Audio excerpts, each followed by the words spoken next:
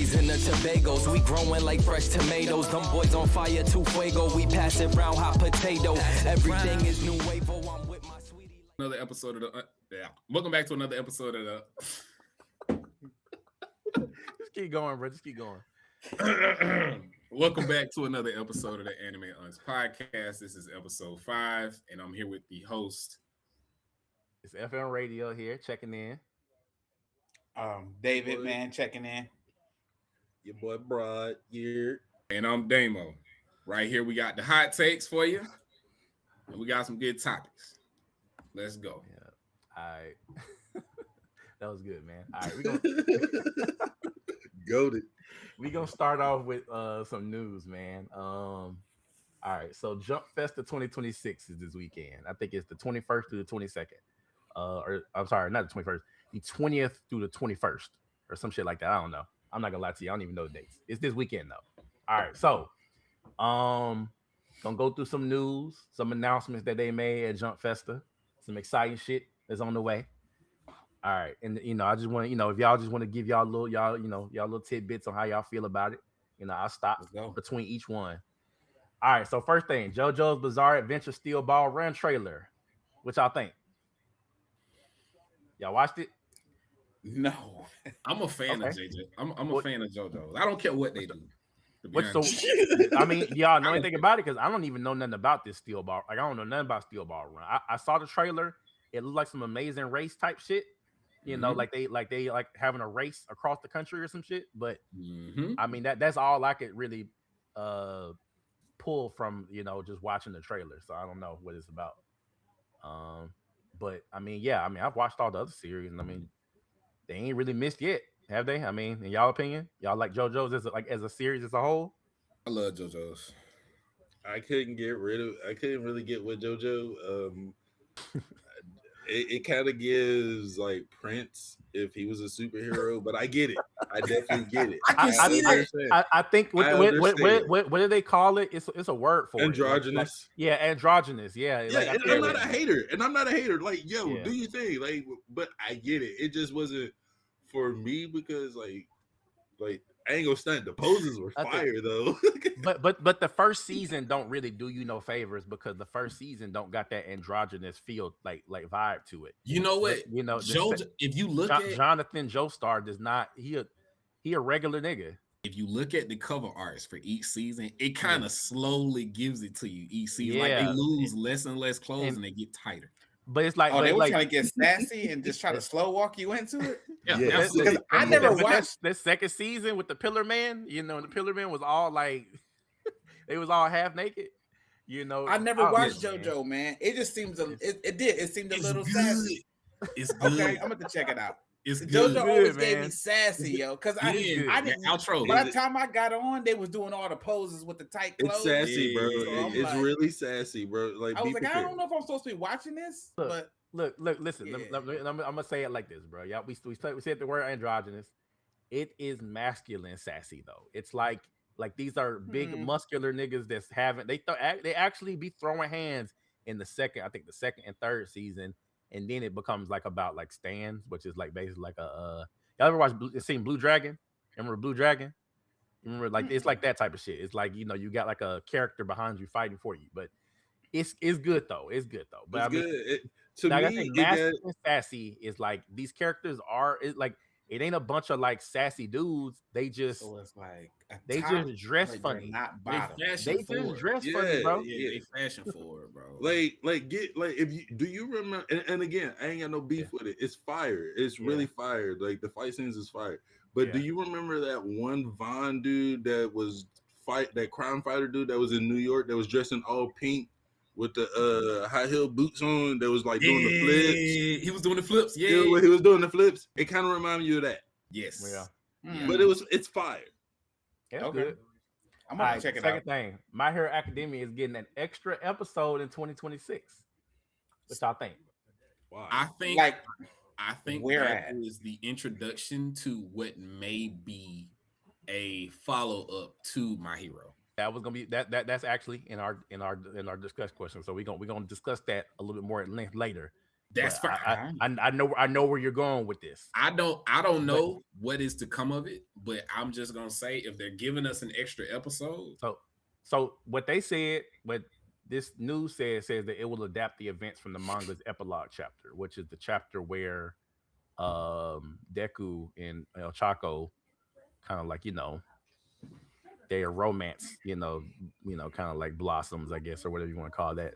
So that could potentially be it. I don't know, but we're gonna talk about that because I know where you're going with that. All right, had the Jujutsu Kaisen season 3 trailer. Man, it looked like it's gonna be fire. I'm so excited. Just the Color Game arc next week. Actually, a couple weeks. 2 weeks. Yeah, 2 weeks. Yeah, it's in January, right? Yeah, where's in January? January 8th. How many more seasons we got left? Is this it? Is this the last one? No. So the Color Game arc is after the Color Game arc, it's about really one more major arc. Right. So yeah, but the Color Game arc is fairly long. So I mean, we might get like 2 seasons of Color Game. They would probably break it up, and then a season of the final arc. So I'd say probably we might end up with like 6 seasons at the end. 5 or 6 seasons. Insane. 5 or 6 seasons, I think, which is that's a good number. That's a good number. All together. Yeah. Well, some of these they could have put together, man. They keep breaking it up and give you a part 1 and 2. It's crazy. Yeah, but I'm just saying. I mean, I think 5 or 6 seasons is a good number. It is. It just sucks because if for 5 or 6 seasons, that's about a 10-year period now for production time. So we might not finish this until 2030. But yeah, I'm excited for it. Is gonna be sitting right there for every minute of it. Man, look, it's gonna be sitting right there. Man, look, we unks right now, man. We're gonna be granddaddies by the time this series get done. I'm about to go great. You ain't lying. Commitment. You ain't lying. And I was gonna say, man, for people who ain't read the manga, wait till you all see what Maki do. Maki has some moments in this arc. So that's the shit to look forward to. Just wait till Maki get on the screen. I really thought about reading ahead on it. Yeah, you should. Why not? You should. Why not? We got a while. You'll finish it before they get to it. Yeah. All right. So next is gonna be Hell's Paradise season 2 trailer. That starts on January 11th. That's gonna be fire. I talked about that. I didn't watch that. I'm excited for that too. Yes, that looks probably one of my favorite new animes that have been adapted.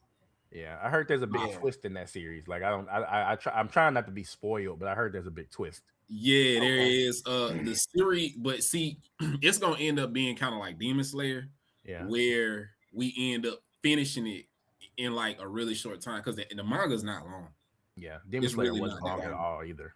Yeah, it's not long, so it'll wrap up pretty quick. So I mean, I like that. I don't feel like every anime needs to be hundreds and hundreds of chapters. Like I feel like 200 or less is like actually a good number. Yeah, FM, that's how it used to be. Like how we like your Dragon Ball, your Cowboy Bebop. See, everything wasn't crazy like 6 seasons long. It does. It don't go that far until large corporations buy it and they want to start pairing up toys and stuff with it. They want to stretch it out, see how consumers fare with it, and then they just have to stretch it. Yeah. Dragon Ball Z was supposed to end at the Z arc. Remember? Yes. Yeah.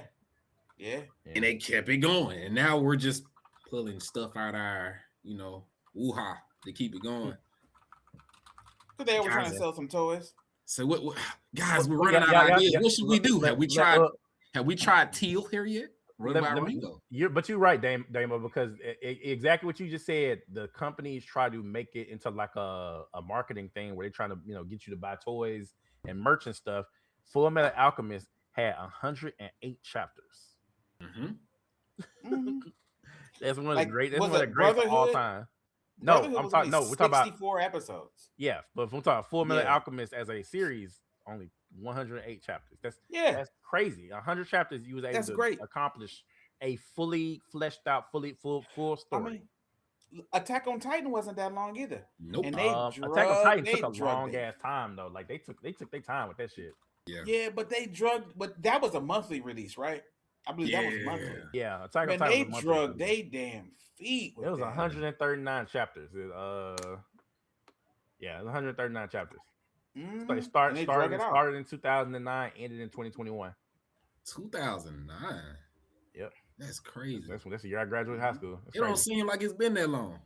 It's crazy. All right, Kaiju number 8. The final arc trailer. Now that's another good one. That's a short one. We on season 3, and it's the final arc. It's coming. Yep. Yes, sir. Yep. Shout out to Kafka.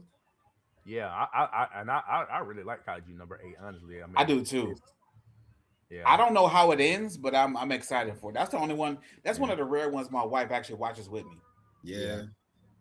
You know what? And it's crazy because a lot of these new shows, I'm noticing that they're stepping away from like slow burning you in the intro, and they're immediately throwing you into, all right, this is what it's gonna be.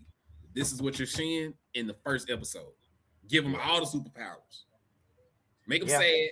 Make somebody lose something, and give them a bunch of superpowers in the beginning. Let's go and get them attacked. I think that it's hard to I think it's hard. Like, you know how like we talk about how like the younger kids nowadays are like more interested in short form content. So it's hard to keep their attentions. Yeah. So I don't think you can do stuff like I don't think you can do those series where characters start off super weak and it takes them, you know, like a whole arc to get strong anymore. I think they like think about Hunter x Hunter. Like, remember Hunter x Hunter Nen wasn't even introduced until like the third arc. The third arc for real. Yeah, like the Heaven's Arena arc. And then even in the Heaven's Arena arc, they didn't even learn all of it. Like they just learned like a couple aspects of it. Man, you remember they had to go, and then you remember they went to York New City and they were still weak. Yep. You remember the Phantom Troop caught them niggas, and they was you know, like they was still weak. And meanwhile, Karapika over here killing Phantom Troop members, that shit was crazy. I remember that nigga brought a shovel. He brought a shovel to the fight. He brought a shovel to the fight. He knew he was going. He knew he was gonna win. But to be fair, the nigga I don't think I've ever seen a series or any series ever in the history of all anime. I don't think I've ever seen a series where a nigga bases his whole power set around beating a specific group of people. Like even series where like revenge is the goal, you rarely ever see somebody dedicate all of their like powers just to a group of people. That's so crazy to me. That's I've never seen nothing like it. Your biggest ops, like imagine your biggest ops, bro, and you gotta like you dedicate you say you put conditions on your powers to make sure that you at your strongest every time you fight one of them. That's he was a threat too, but bringing that shovel to the battle was crazy. Yeah, that was probably one of the coldest moments in anime for real. Yeah. All right, Sakamoto Days season 2 teaser. Season 2 and season 1's pretty good. I F with Sakamoto Days. It started out slow. I'm thinking like, oh man, this is gonna be like one of those things that you just put on at the end of the day. You're like, hey, I want to see something nice and smooth. It ain't complicated. And then like episode 6, you're like, oh shit, this is different. This is like, hey, the hands come out. You're like, all right, this is different. Yeah, another one of those where you don't have to wait on the characters to get strong. The nigga is the strongest assassin from the beginning, you know. Like, oh yeah. So they slow walk you down the first few episodes, but you find out real quick. Yeah. All right, Mashley, Magic and Muscle season 3. What y'all thought about that series? It gives me that. Go ahead. A mixture between what Harry Potter and Black Clover. I think it's a mixture between Black Clover and One Punch Man to me, because it's and One Punch. You know, it's just that whole school thing is always, you know. Yeah. I never really could get through because I think I maybe watched like 10 or 11 episodes, and I was like, I could get this exact same humor from One Punch Man, and it kind of just faded away. Like I don't know. It's not like it's not like too many likable characters in this series. It's not like the characters aren't memorable. They aren't memorable to me. With Story of Wanda's Sword, I think is a better iteration of that. Bruh, I put Damon on the manga. And I am so glad you did. The month. Hey, that shit is hard, ain't it? It's fire. It is fire. I can't wait. I was upset because I started watching the anime and I was pissed off. Marlon, I text you and I said, bro, it ended. Why? Like it started getting good. He's like, just read the manga. Yeah. Then I started going like, bro, like why is it giving me the Attack on Titan treatment? It's only dropping episodes once a month. What's going on? But they cook. They go. I mean, because they cooking. This new art. This new art gonna be good. Yes, this new art gonna be good, man. It's a reason why they had the second season greenlit when the first season ended. You remember that shit? Like when the first season ended, they said season already in development or in production. Yeah, I'm like, damn, these niggas. You don't see that too often. You know, think about investing into a series before it even finishes. Like they knew it was gonna be popular. Yeah, it's hard. Yeah, you know, I went into it with low expectations only because I'm not gonna lie, I'm not the biggest fan of magic, like the whole Black Clover thing. So I didn't really have high hopes going into it. Went into it blind and binged the entire first season in one day. There's not a lot of ways that you can do magic. It's not a lot of ways you can do magic, but I mean, if you make it creative enough, you can definitely make it good. It's one of the things. It's one of the things. It's like chicken. It's like cooking some chicken. It's like anybody can cook some chicken, but like it take you gotta have that extra little thing to make it, make it good, make it perfect. To put some flex, something on it. You gotta put your foot in that shit. True. Like the old folks say, man, you can't just cook it regular.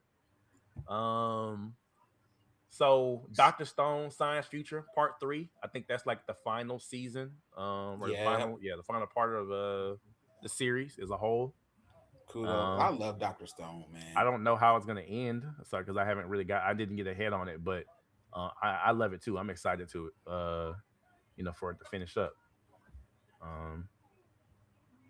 I mean, I don't know. It's like I won't lie. Like I feel like I be learning shit like a little kid, like watching. Like how the little kids be watching the series and they be like, they watch like Elmo or some shit, and it's like very like simplified for children.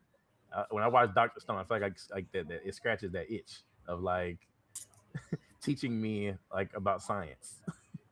It do, man. Everybody learns something from watching Dr. Stone is fire. Man, you walk outside and that little flashback hits you like, Dr. Stone told me this kind of rock, I can smash this rock together and make this right here happen. Like, yeah. Oh yeah. Elusive Samurai season 2. That was a good one. Y'all watch that one was of that? Good. Yes. Wait, the Elusive Samurai. Is that about the little kid? That was the one that was fast. Wait. The one where that scene, it was like in the little dojo and like the little kid was like floating around the room, just moving real fighting the old boy, cutting him up. Just cutting him up real bad. He bled it. Bro, fire. Yes. Amazing. That's a good one. Don season 3. 10. Man, they said 2027 though. I know, bro. That shit hurt my feelings. But that's such a good series. Deep put me on. Damien put me on that manga. Yeah. I had to start reading it. I'm anticipating so much with that series, bro. It's so much good shit that's about to happen. I'm so excited for it. I get that one to pass for how long it's gonna take because I want it to be good when it comes out. Yeah, that's true. I'm gonna include that in part of one of our future topics because I got some opinions on Don to Don. Bleach Styles of Your Blood Work Core 4 coming. This is supposed to be the finale, right? My dog. The dog is just as excited as I am. Nami, come here. I'm a Bleach. Not gonna lie. To be honest, I almost gave up on Bleach because we sat here and watched Naruto finish. We watched all the other like new gens come to an end, and then Bleach just pops back up out of nowhere. Yeah, bro. Look. This is one of my long kept desires was to see Bleach return, bro. Yes, tell me about it. Like I have been praying for that, man. I'm not even religious, bro. I've been praying for that shit. Yeah. Like you remember seeing like people make posts and they was talking about the best animes back then. You throw Dragon Ball Z, One Piece, and Naruto, and everybody under the comments go, "What about Bleach? What about Bleach?" And Bleach just comes back out of nowhere. Yeah. Can I say something? I prefer Bleach over Naruto. I do too. What you mean? Yeah. Yes. Thank you. I'm not the only one. Okay. Yes. Yeah, man. You remember we was talking about a couple episodes ago. We were talking about the best dripping anime. We really did not talk about like how Kubo. You know how Kubo he. So y'all, I don't know if y'all knew this, but Kubo, I think at some point in his career, I think if I'm not mistaken, he was a fashion designer. And so in Bleach, I don't know if y'all ever noticed like some like the calendars, and some of like the like just the, like the illustrations, just art that he's done for different chapters for like like one shots and whatnot. Mm-hmm. He draws the Bleach characters in plain clothes, and they be dripped out. Yeah. They be dripped out. Like put this shit on, bro. They be dripped out. Like it's one where Ichigo wearing like one of them jackets. They got like a fur hood. It's like a winter coat. Yeah, like a little fur hood. Yes. Yeah. They put that shit on, man. I love Bleach, man. But yeah, I'm excited. And I also hope that in addition to this, I hope that they adapt some of the stuff that happens after the 1,000-Year Blood War. In the light novel, the can't fear your own world light novel content. Because we also got the manga that had some chapters that came out, and they was acting like they was gonna do a whole nother arc, the Hell arc. But it's like I think that maybe Kubo is waiting for 1,000-Year Blood War to end to continue. I don't know. Because he also wrote the manga for that witch I forgot what it's called. It's called what's it called?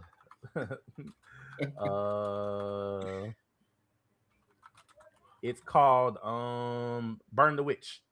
And it's Burn the Witch is set in the Bleach universe. But it's so Burn the Witch is set in a place called Reverse London, which is like the magical counterpart to like regular London. And so this is in the Western branch of Soul Society. So it's in a different like branch of Soul Society than the story that we get with Ichigo in them. So it's like in a completely different part of the world. But it's set in the same world. Okay. So okay. I see. Yeah. I'm looking it up now. Yeah, look it up. It's dope. Yeah, I'm looking at it. So let's see. Chainsaw Man season 2 coming 2027. About time. You watched the movie yet? Have not watched the movie yet. Nope. I'm sorry, man. I'm gonna get to it. Black Clover season 2. Coming up soon. I'm excited. I'm excited for that. It looked like it's gonna be good. I watched the trailer for that. It looks like it's gonna be really good. I might give it a second try because, like I said, the last time we talked about Black Clover, I'm not really a fan of dudes throwing books at each other. So they were throwing books at each other, bro. Like what? I figured that's all they was doing, bro. Is their use of power? Yeah. Check it out because I'm about to go back through it too. Yeah, all right. I'll take David. Sound like y'all need to watch it together, man. I'll take the journey with you, dog. But last time it was hard for me to get through season 1. I think I got up to like 60-some episodes. What? And you did? Well, then you saw some good fights then. Yeah, I think I got up to like where Asta met the demon inside. Sorry, not too much spoiler, but met the demon inside. And I was like, whatever. I don't understand, man. You didn't get to see him like flying in on his sword, did you? He saw enough, bro. I think he just I dropped off before him coming in after his like time skip. I dropped off before. I did not like it. I watched it up until that point, and I started seeing people online like Twitter, Instagram, Facebook, all that start posting. Oh, if y'all wasn't watching Black Clover then, don't start watching now. Asta then leveled up, and he comes in flying on this big ass sword with these fucking muscles and shit, just looking buff as hell. I said, I might have to get this another chance. Wait. So y'all saw the fight with him and like that demon lord when him and his boy fought him, and they had the one pan camera that was flying around. Y'all saw that fight and still stopped watching. Yeah, That's you know crazy. what? And you know what? I think I'm tell you what I think it was. It was the moments in between the fights that made me not want to watch it because the dialogue, the way everything moves, the pacing and all that stuff, I wasn't a fan of it. When you get into the fighting, I'm all ears. I'm there 100%. Yeah, I feel like for me, the fighting content was just a little missing a little bit more. But you also got to remember, I'm a fan of the dark. I'm kind of a fan of the dark era. Give me a little bit of gore. Like, let me see somebody get their arm chopped off while they're holding their book, whatever. But I get it. I get why you like people throwing books at each other. But I'll give it another try. Oh, it gave him fairy tale. It was a lot. I feel like Broad trying to trigger me with just throwing books at each other. It's soft like fairy tale. Nobody gets hurt. Fairy tale's animation didn't get good till later. All right. One Piece Elbaf arc coming in 2026. Yes. I'm all the way here for it. Yes. Y'all locked in? Okay. Get locked in. Y'all all the way. David, you ain't even there yet, is you? I'm about 500 episodes out. Yeah. I'm at like 905.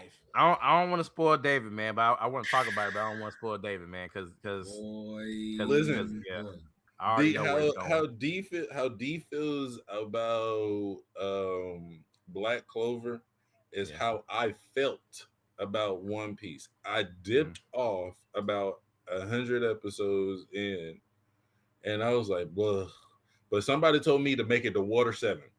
Yeah, I don't know who it was, but somebody told me to make it to Water 7. I'll tell you this, man. You're right. I didn't, and I feel like this is gonna really hurt my credibility as an anime person, because I love anime so much, man. But I've been loving anime for a long time. But man, One Piece, I didn't lock in on One Piece until whatchamacallit? What's the prison called? Impel Down. Impel Down. Yeah, I didn't lock in until Impel Down. That was it. Yeah. I ain't locking into Impel Down because somebody told me about the Sabaody arc. Did you skip some stuff? No. What I'm saying is, in Sabaody, you remember that's when you remember that's when Kuma start slapping folks and he's sending them all. You thinking everybody dead. Luffy thought everybody was dead. It was dark. Yeah, it was dark. But he did punch a celestial dragon. So I mean, that was fire.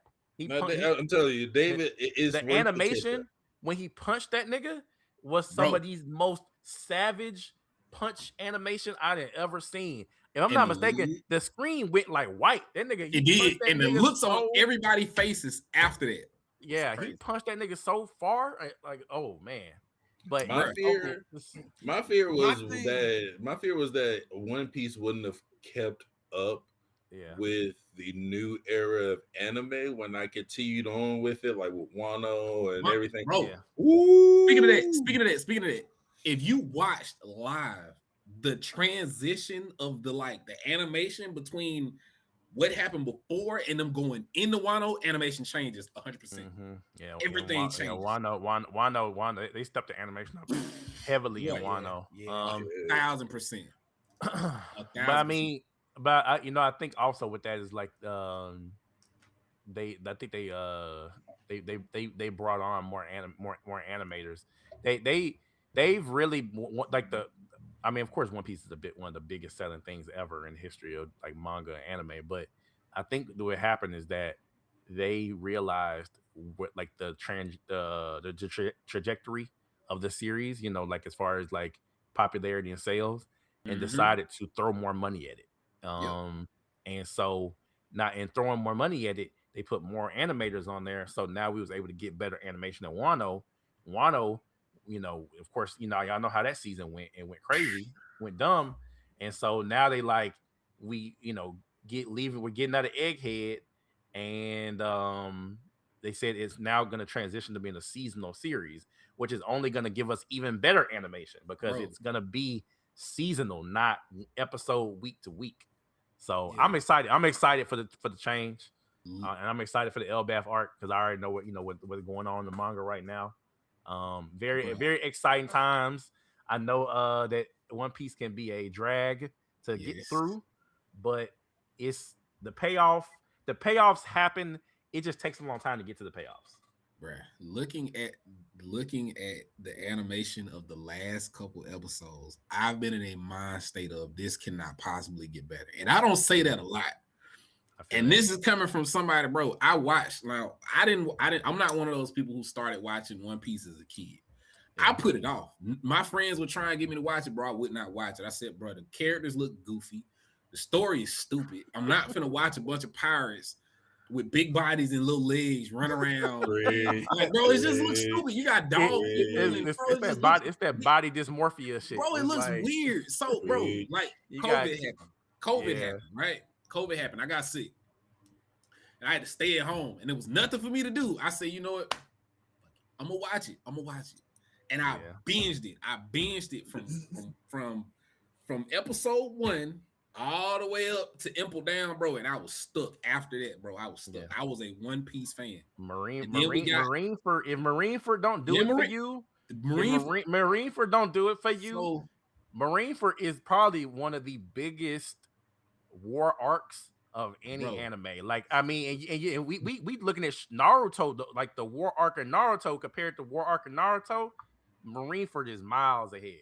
Marineford is when we get the Whitebeard big moment, right? That's when the Whitebeard pirates versus check this out. The Navy. So check this out. Yeah. Imagine this, right? Yeah. I'm watching this. I'm binging the series. The series is already passes. We finna get ready to go into Wano at this point, but I have not caught up. Yeah. So I have declared I have declared Ace is my favorite character. Right?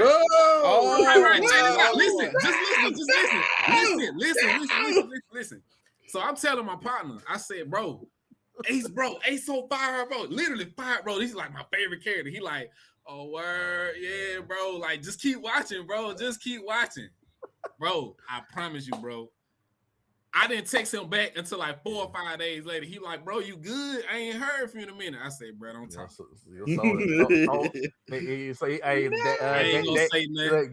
Damon saw a kind of punch that nigga through the chest. His soul your soul left your body, didn't it? I stopped the show and I cried, bro. I cried. It's probably the first time I did like dry heave cry over a show, bro, in a long time. Look, what's so crazy about that? What's so crazy about that is like, in my mind, my head canon, when the shit happened, you know, and you your first time seeing it, you surprised this shit happening.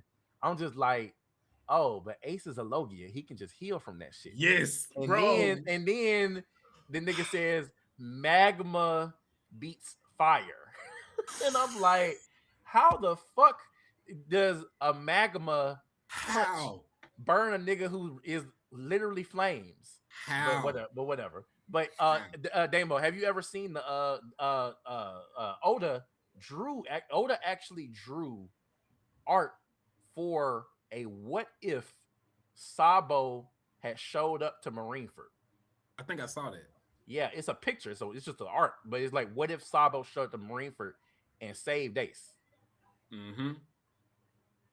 I was like, damn, like that would have been that actually would have been a fire plot line, like a fire way to because I had been wondering where Sabo was that whole time, you know, up until we got, you know, introduced to him again in Dressrosa. But I was like, man, you know, then find out why he didn't why he, you know, didn't show up, why he had been gone, you know, and they had lost his memory and shit. So, you know, I mean, crazy.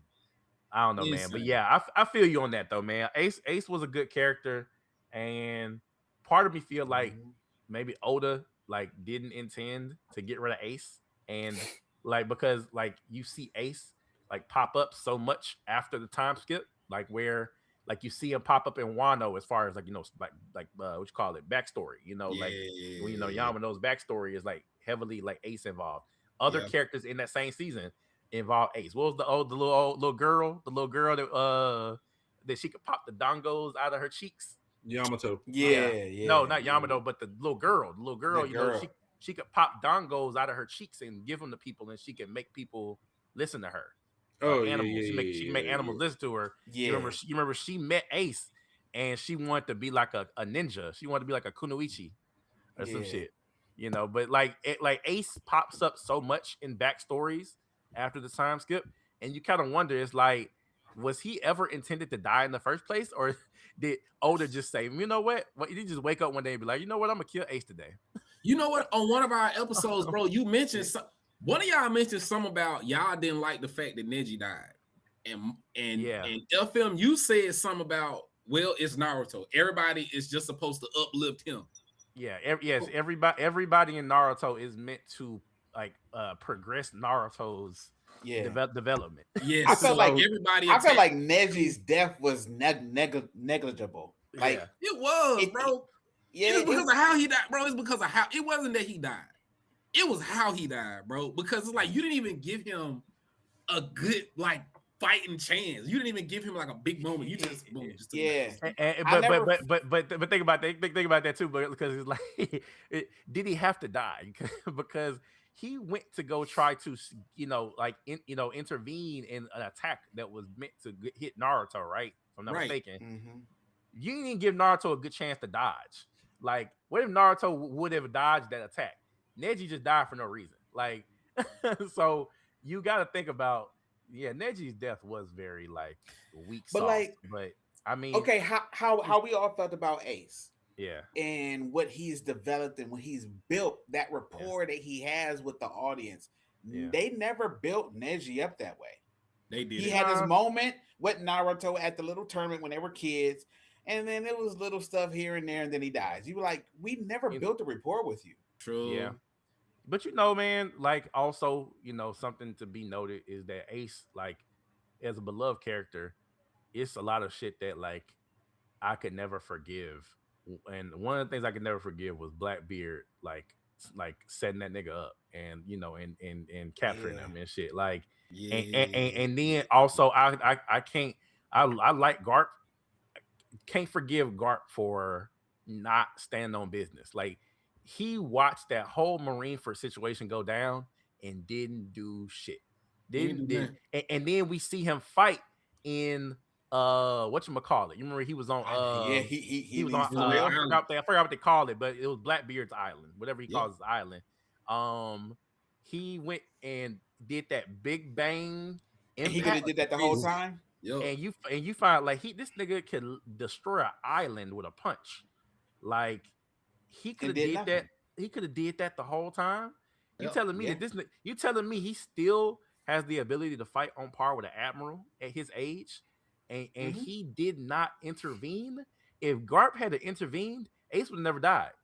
You're right, but you're talking about intervening with something you feel personal, and then your morals because you're an admiral. Okay, all right. Look, I don't want to see.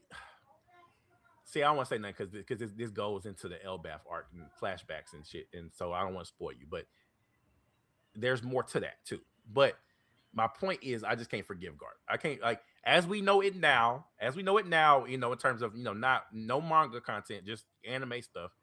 I can't forgive Garp for what he did. I don't know, man. I just think that he fucked up. He fucked up bad, and his grandson died for it, and and then later on he's remorseful, and it's like it's too late to be remorseful. He got a nerve to cry about this shit. Like, man, shut the fuck up. You remember he punched Luffy. He punched Luffy when Luffy was trying to get up there. It's all bad. But I just, man, I don't know. But I don't think he. Oh man, that's crazy. I get y'all. It's complicated. You got a sense of justice that you're trying to uphold. You got a job to do. It's a lot of intricacies. I just can't personally. I just think that if we were looking at who fault it was up until the end, it's Garp's fault at the end, because Garp could have intervened in Marineford. But do you think he would have told Blackbeard? Well, okay. But if you're Garp, do you think you throw away everything you've worked for as an admiral because you got a knucklehead grandkid? Knowing what I know from manga content, yes, I throw all that shit away. Well, listen, I know. Looking at the admirals now, like half of them, most of them left. And So- now you see my mental dilemma in this is that like Aokiji and Akainu fought, and Aokiji left the military. You know, right? You know, if you ever saw the One Piece Z movie, film Z, Zephyr, former admiral. You know, I want to say it's canon because of a lot of the other movies are canon, but Zephyr, former admiral, left. You know, because he, like, some of these folks will leave once they realize that their sense of justice does not align hindsight with is the always Navy's 2020 sense of justice. But it's like, for example, if you work for like, take politics into it. If you work for somebody in this government, in this world, if you work for somebody in the government and you start to see this person in the government is corrupt, and you say, well, what do I do? Do I fight from the inside to try to make sure that bad shit can't happen, or do I leave and become a rebel? And it's like, you could leave and become a rebel, and now you see why some other characters left. Like I said, this manga stuff, I don't want to spoil you, but it's like you see why some other characters have left their posts, why some other characters have decided to go their way, and you realize that Garp could have left all along, but he didn't, and that is why I think he was complicit in Ace's death. But we went off on a tangent, but I think that we all agree, we all love Ace. The nigga shouldn't have died, but he did. And I think he needed to die. That's one of those things. For Luffy's growth, do y'all really think okay?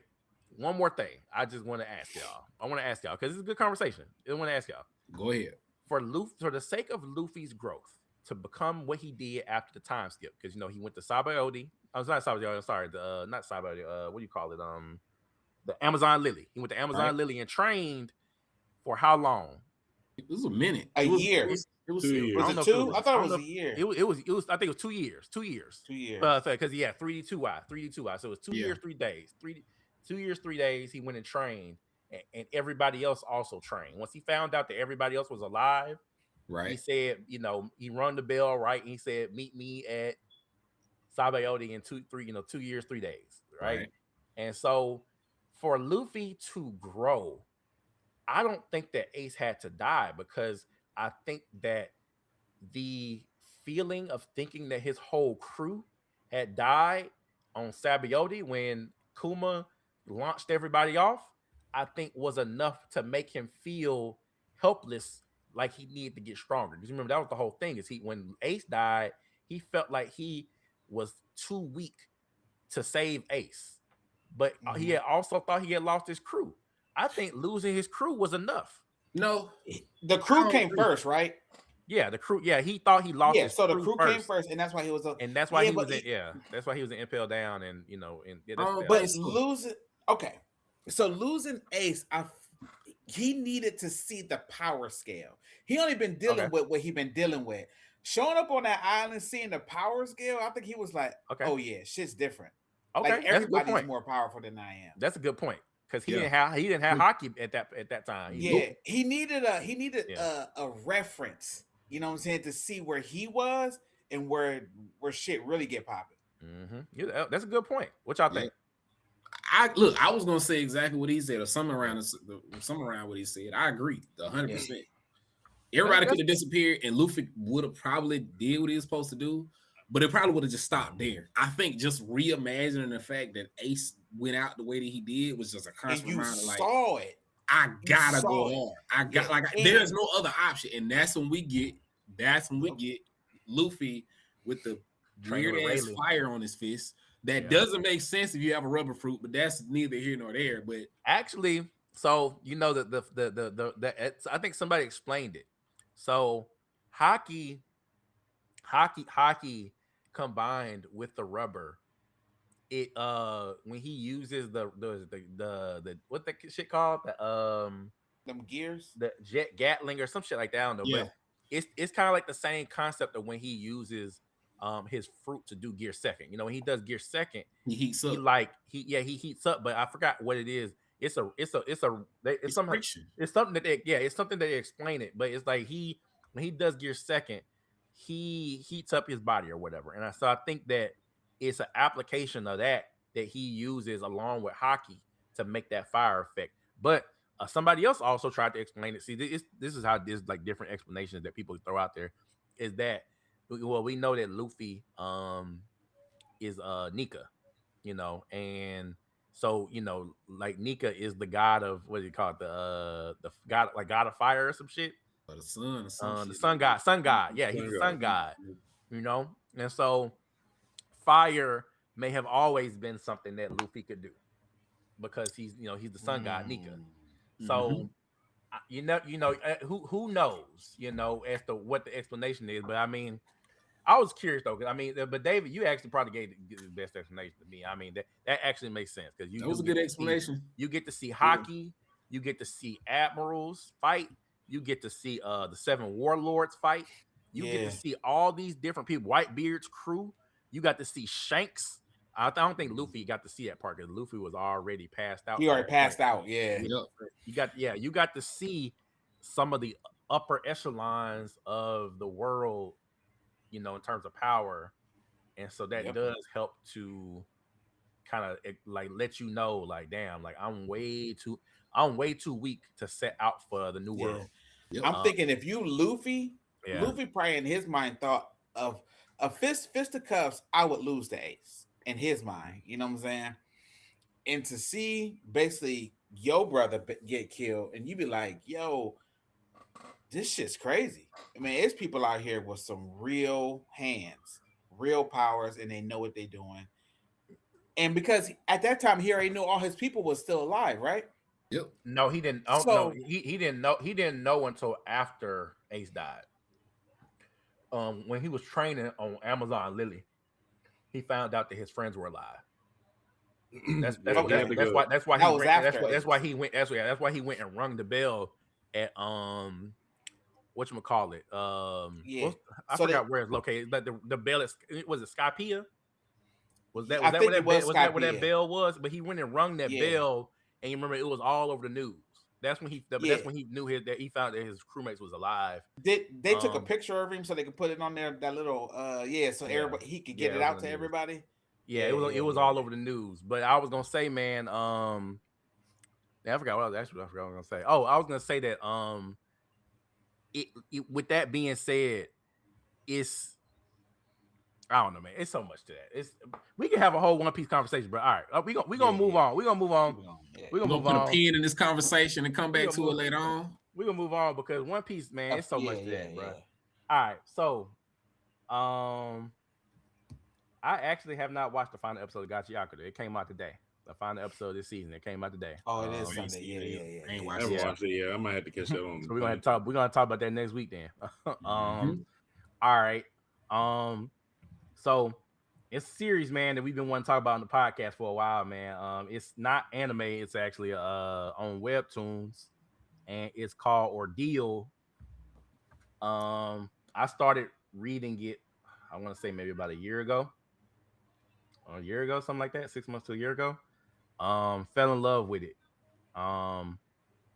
Anybody want to give they thoughts on it, or want to give an introduction to everybody for it? I can explain it, but I mean, I feel like y'all. You want to drop a clip for the viewers, so they can I'll link something in the bio for the video. I'll link something in the video. All right, cool. For folks, I saved it to my favorites, but I ain't started it yet. Yeah, so Marlon FM introduced it to me quite some time ago. Man, it doxed me. He doxed me. He gave my whole name, bro. They didn't hear you. You gave my government. He gave my government out. You know what I'm saying? But yeah, FM introduced it to me a while ago. Told me how great of a series it was. While I think it was that conversation we had over Hot Pot, and I was telling you about Don. You was telling me about something you was reading. Yeah, and we was talking about Ordeal. Yeah, and you was telling me how all the characters, they black. The representation is amazing. The main character is located in Trinidad, Tobago. Yeah. So while we was sitting there at the table, I started it. I said, open it up. I don't know if you seen, but I opened it up. Crazy thing is, I've never seen a webtoon before. That was my first time looking into a webtoon. You've seen webtoon before, because you mean like Solo Leveling? Yeah. What's the name? Yeah, Solo Leveling was a webtoon. Mm-hmm. All right. Yeah. This was different. This was 100% different because for one, they all in color. Everything's in color. First of all, the graphics, the drawing, the motion blur. It's motion blur in a manga, a webtoon. Yeah, insane. You don't get and he had the wherewithal to add music to his. I ain't never seen anybody add music. Soundtrack.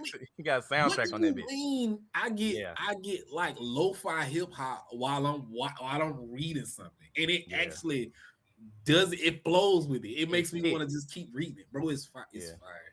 It's fire. You follow Shay Hart, and Shay Hart is.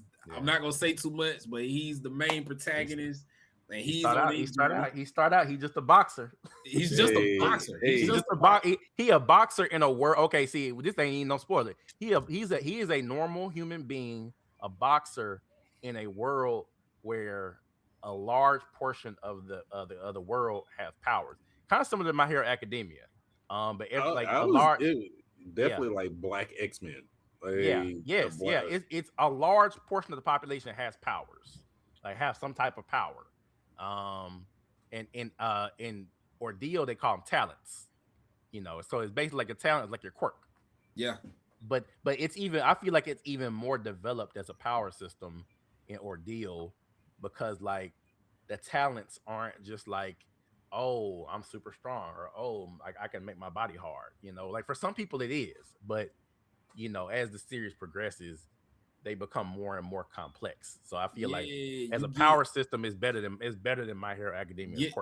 You take the best attributes of all of your power scaling systems in manga and anime, and you get somebody who knows how to implement that the best way possible. You get powering up whatever power you have through anger, through frustration, through just training. You also get, if you like Avatar, you get elemental powers. If you like body, what do they call it? Body morphing and stuff like that. You get a little bit of that. The first chapter is Che versus a guy who can make his spikes. He can make spikes on his body, but it's like small. It's like small prickly spikes. You get that. You get dynamic storytelling. You get a little bit of I'm definitely got to check Greek. What is it? Greek mythology. You get Greek mythology mixed in it. So if you like God of War, and you like Kratos, and you like Poseidon, and you like Zeus and all that stuff. Yeah, David. I'm right? So don't say no more, bro. Don't say no more. I'm just saying. There's a way to tie in all the best elements of all the best video games and all the best character power-ups, all the power scaling and all that stuff. You take all of that and you get somebody like Brent, who is a phenomenal writer, and cares about his work so much that it has gone from a small starter to being one of the biggest webtoons that has come out in the recent past. I got it. It is only grown. Brent Bristol, that's his name. Brent Bristol. Yeah, Brent Bristol. But look, it's currently season 3 just ended last week actually. It's chapter 161. Season 3. David, I'm gonna tell you straight up. I kind of had a similar journey like D had. I had messaged him. I think this was like 3 months ago, and I was in the middle of school, and I was like, man, all right, I want to pick up a hobby. I want to read something, and I want to read something cool. He messaged me. He was like, yo. What the read this like a messenger from God. Yeah, because I was like, yo, the good news. Ordeal. After you told me, you remember that episode of SpongeBob where bro put the jellyfish jelly on the Krabby Patty, and he was like, hey, all you people want to? I had to tell everybody about it. Listen, bro, Ron was the first person I told, bro. Listen, I think I read like 30 chapters in like 3 days, dog. And David, I ain't gonna spoil you. Like, there's just one scene. I'm gonna say there's one scene. It's very far in the future, and he goes to a training arc. And I'm still listening. Let me get this door. Bro, training, and he gets pieced up by that Viking dude, and end up against the tree, and all you saw was just face and skull and meat and cheese hanging out the dude's skin. I said, oh. And that's up your alley. That's up your alley. Yeah. Yes. Oh. Yes. I said, oh, if they animated this, this would be sickening. I love it. I think it's gonna get animated one day, man. Speaking It's of only- hope so. Speaking I got of- 75 chapters. I'm looking at it now. Yeah. Webtoons. It's not has on- announced- I think you can actually read a good bit for free without having a whatchamacallit. Yes. Well, I don't have all- webtoons. I got a manga reader that's where I read all my manga. Oh, from. That's You can cool. read well, all the way I up think you until have to chapter read it on 157. Webtoons though. It's only on Webtoons, I think, David. You can read No, all I the way got up it. until It's by Brent. You 157 said right Brent now. Yeah, Brent Brent Bristol? 57? Yeah. Somebody might have leaked it, but hey, Yeah, it's it's cool. on here. David, I'ma you start got it. you Yeah, got I'ma you start got to it. pay for it, David. We got to support. Yeah. Yeah, you right. You gotta right. watch it on Webtoons. Right. Let's support the we- artists. Yeah. Support the Look, artists. Yeah, yeah. I will tell you this. I'll tell you I am I do not support not the artists. most disciplined when it comes to supporting like just black only or black own stuff. But if I really like it and I really like fuck with it, I will and I really fuck with this series. So This- I've been paying for the episodes, This to Oh, get for it podcast- my unlocked. female, for the female artists out there, for the female audiences out there, it has black love in it too. It's gorgeous. Bro, it has strong black female characters. What do you talk like? What Yes. like? Yes. So, But he's I mean, saying what he's saying it Yeah. appeals to everything. Like whatever it is you like, there's something there for you. There is something there for you.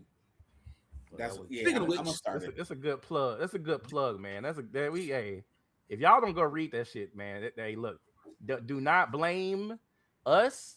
Don't come back in 2 years or a year, 2 years when they announce an anime adaptation. Talk about, oh, this is Yeah. fire, man. Because You like, but we told you.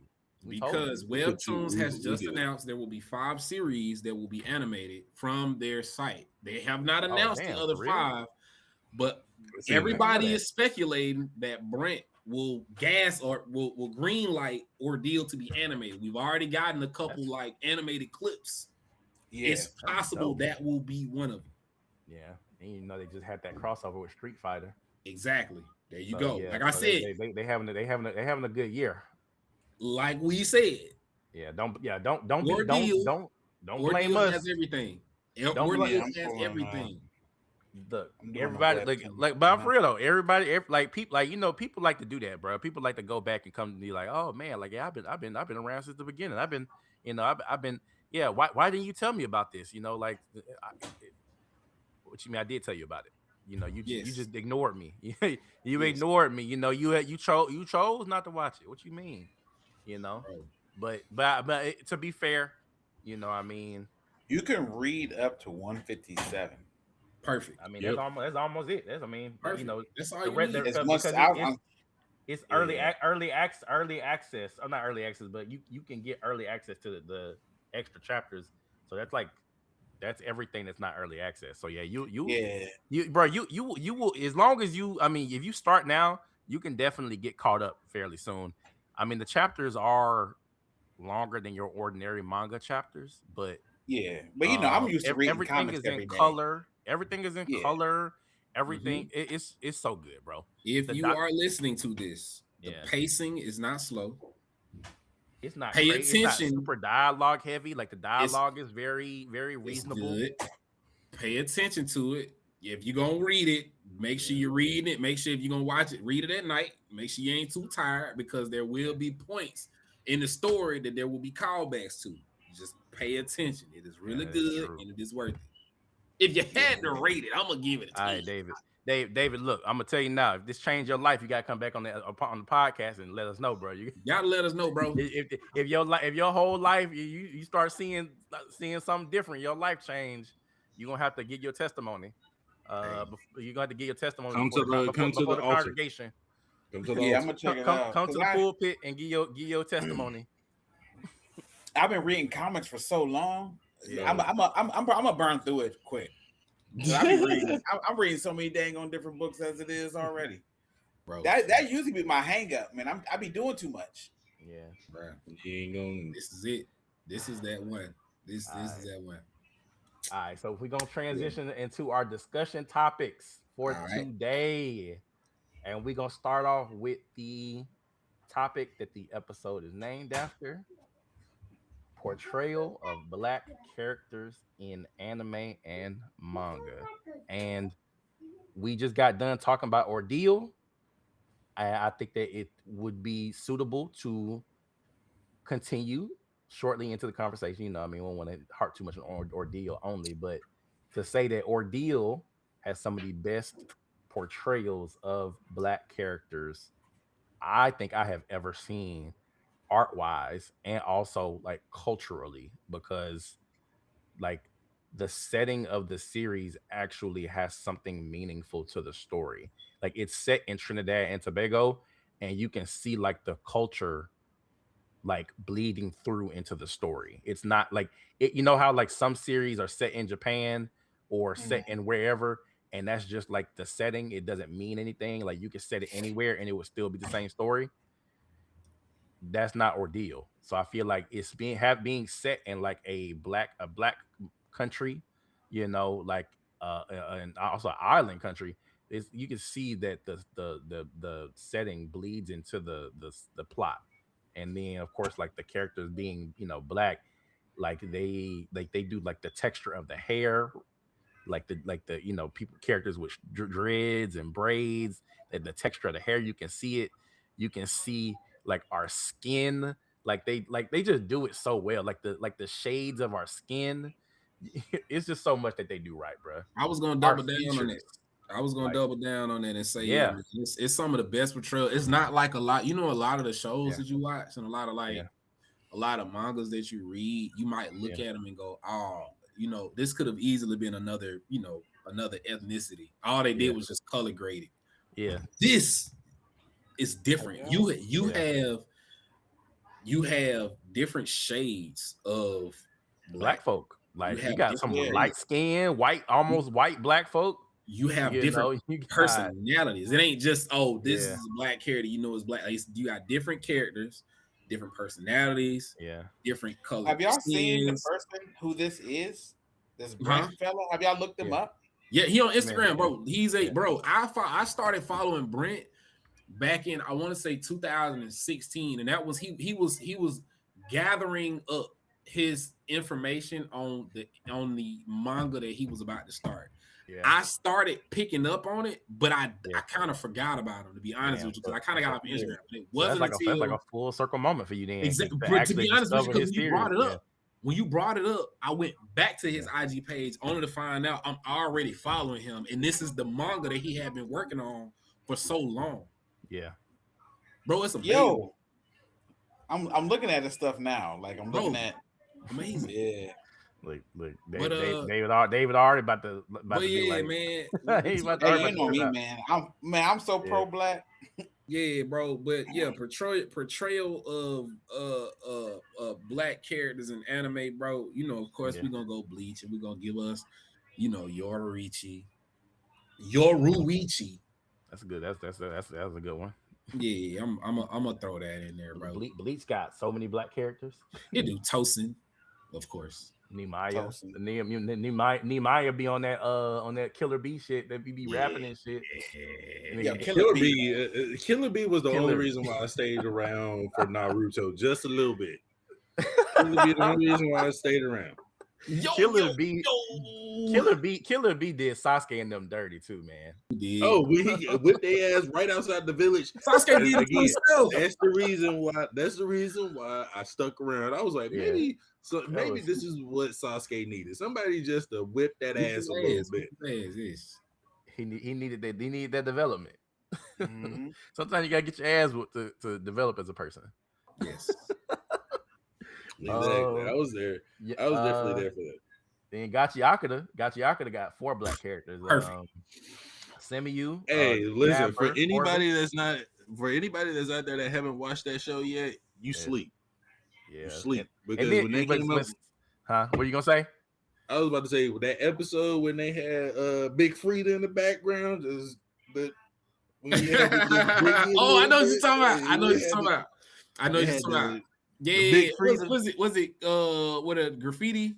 town was, something like that. Yeah. They had the bounce, the Nola bounce music in the back. Nola bounce music. Yeah. Sleep. Yeah. Yeah. I was gonna go Bushido. I was gonna go Bushido Brown as my black animated character because he a dog, bro. Yeah. Is wait. Is Mihawk black? Nah, Mihawk is like Latino. Like, you sure? He like Latino. He got that. If you really look at him, have you ever seen him without his outfit on? I have. Yeah. When he don't got his outfit on, it's given like Latino. Like he got like the sharp, pointy like beard shit. That's like Latino. That, yeah, that sharp, pointy shaved beard. Like he should have 3 cuts in his eyebrow. Yeah. yeah. He giving me that vibe. And his name is Dracula Mihawk. Like, come on. He could be Drake, bro. He could be light skinned. Nah, I think Mihawk is like, if I had to put a race with him, I'd say like Portuguese. I think he's like Portuguese. Yeah. So he either European, like European Spanish type nigga, or like South American, something South American. But yeah, I could see like Portuguese or Spanish. Okay.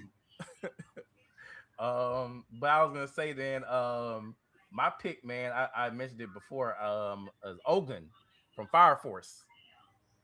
The nigga, Ogun. Is that the dude with the bandana on his eyes? Nah, but it's a black dude, and he the young dude, right? His power, the black dude. He got like like tattoos on his body. His tattoos like turn red. Yeah. He's one of the cooler. He's one of the cooler black characters. Nah, for real. And then Mirko from My Hero Academia black. It's true. Or Japanese black. her name Japanese.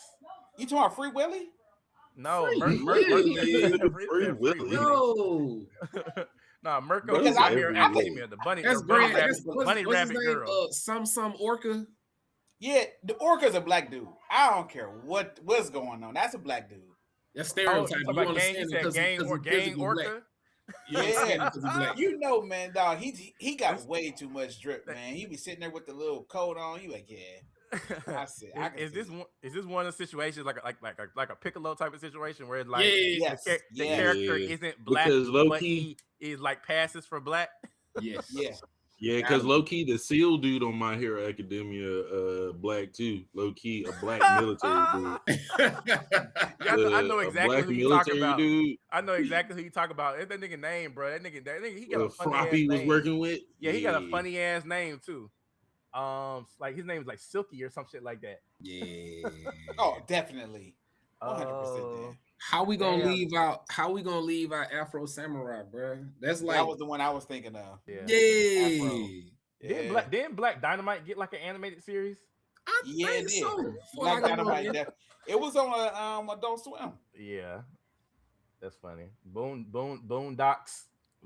That's probably one of the most traditionally classic portrayals of black people in a animated series, because I mean, like they really hit home a lot of the things that I guess like they touched on all the stereotypes and all like the different shit that we like laugh about and see in black culture, you know, like what's his name, Uncle Ruckus, you know. Uncle Ruckus will ever be a classic character in animation. Well, everybody know one of those. We have here a bunch of niggas. Damn. You know what, Robert? You all right with me? Y'all got any more folks that y'all want to point out? That nigga A from not Naruto, A in the cloud, the cat cloud. Hey, look, man, I feel like if I'm not mistaken, all the Cloud Village people are not dark skinned, but it make me think if like somebody, let's just say a woman of the fairer skin came across the Cloud Village, what's gonna happen there? You know, where they going with that shit? You know? Yeah, that's it. How does that go? How these niggas like? It just make me think of like all the times in history that like women of the fair skin, probably as attracted to niggas, like. True. And like you got a village full of strong black ninjas, with lightning chakra, lightning style chakra. I don't know, You bro. you mentioned I just feel like the this. one black girl from Bleach, right? The one that turned into a cat. Yoruichi. There we go. Yeah, you did her. Right. What about the dude that created Bunkais? Ichibei. Yep, you're right. Ichibei was black. Ichibei is black. What about Brock from Pokemon? Before you take him out, I'm gonna tell you how I know. Bro, I don't claim Brock. I'm gonna tell you how I know he was black. I don't claim Brock. His daddy had a bunch of kids and left home for the milk. I mean, yeah. Pretty much. That's not why I don't claim Brock. Brock Had to give up on his dreams and go back home to raise his brothers and sisters. That's why I don't claim Brock though. Brock is like legitimately like a creepy ass nigga. Like every time he sees a Nurse Joy or Officer Jenny, he go crazy. Anytime he see a pretty girl, like he be like on his knees. Like, he can't keep it together. Yeah, he like pretty women, bro. I mean, who is he wrong? But he be doing too much. I say he do too much when he's singing. He don't just say he'll give me a hug. You can't do that every time you come across a pretty girl. Yeah, he abandoned all. It's too much. It's too much. Yeah. It's too much. It's just too much. It's like Sanji is the same way, but at least like, see, I can't see now. I say I don't like Brock. I can't really like Sanji either. True. Sanji's the same way. Sanji's the same nigga. They two sides of the same coin. Sanji can cook. Brock is like a damn Brock is actually, if you take away, ain't he a breeder? Yeah, damn. Okay. Boy, we got kids watching this, dog. We got kids watching this, man. Wait a minute. Don't he breed? He does. Because now I got questions about his father and why his father got so many kids. Yeah. Breeding kink, dog. Oh no! Wait! It makes sense. It makes sense. Ding, ding, ding, ding, ding, ding. That's damn. Good job, David. David just then connected a whole series of dots, and I ain't. And here we are, just ruined childhoods. Welcome to the Anime Unk podcast. Because I was about to up Brock a little bit, because I mean, other than the him being a womanizer, like he actually has several redeeming qualities, because like he's good at nursing. He can cook. He can cook.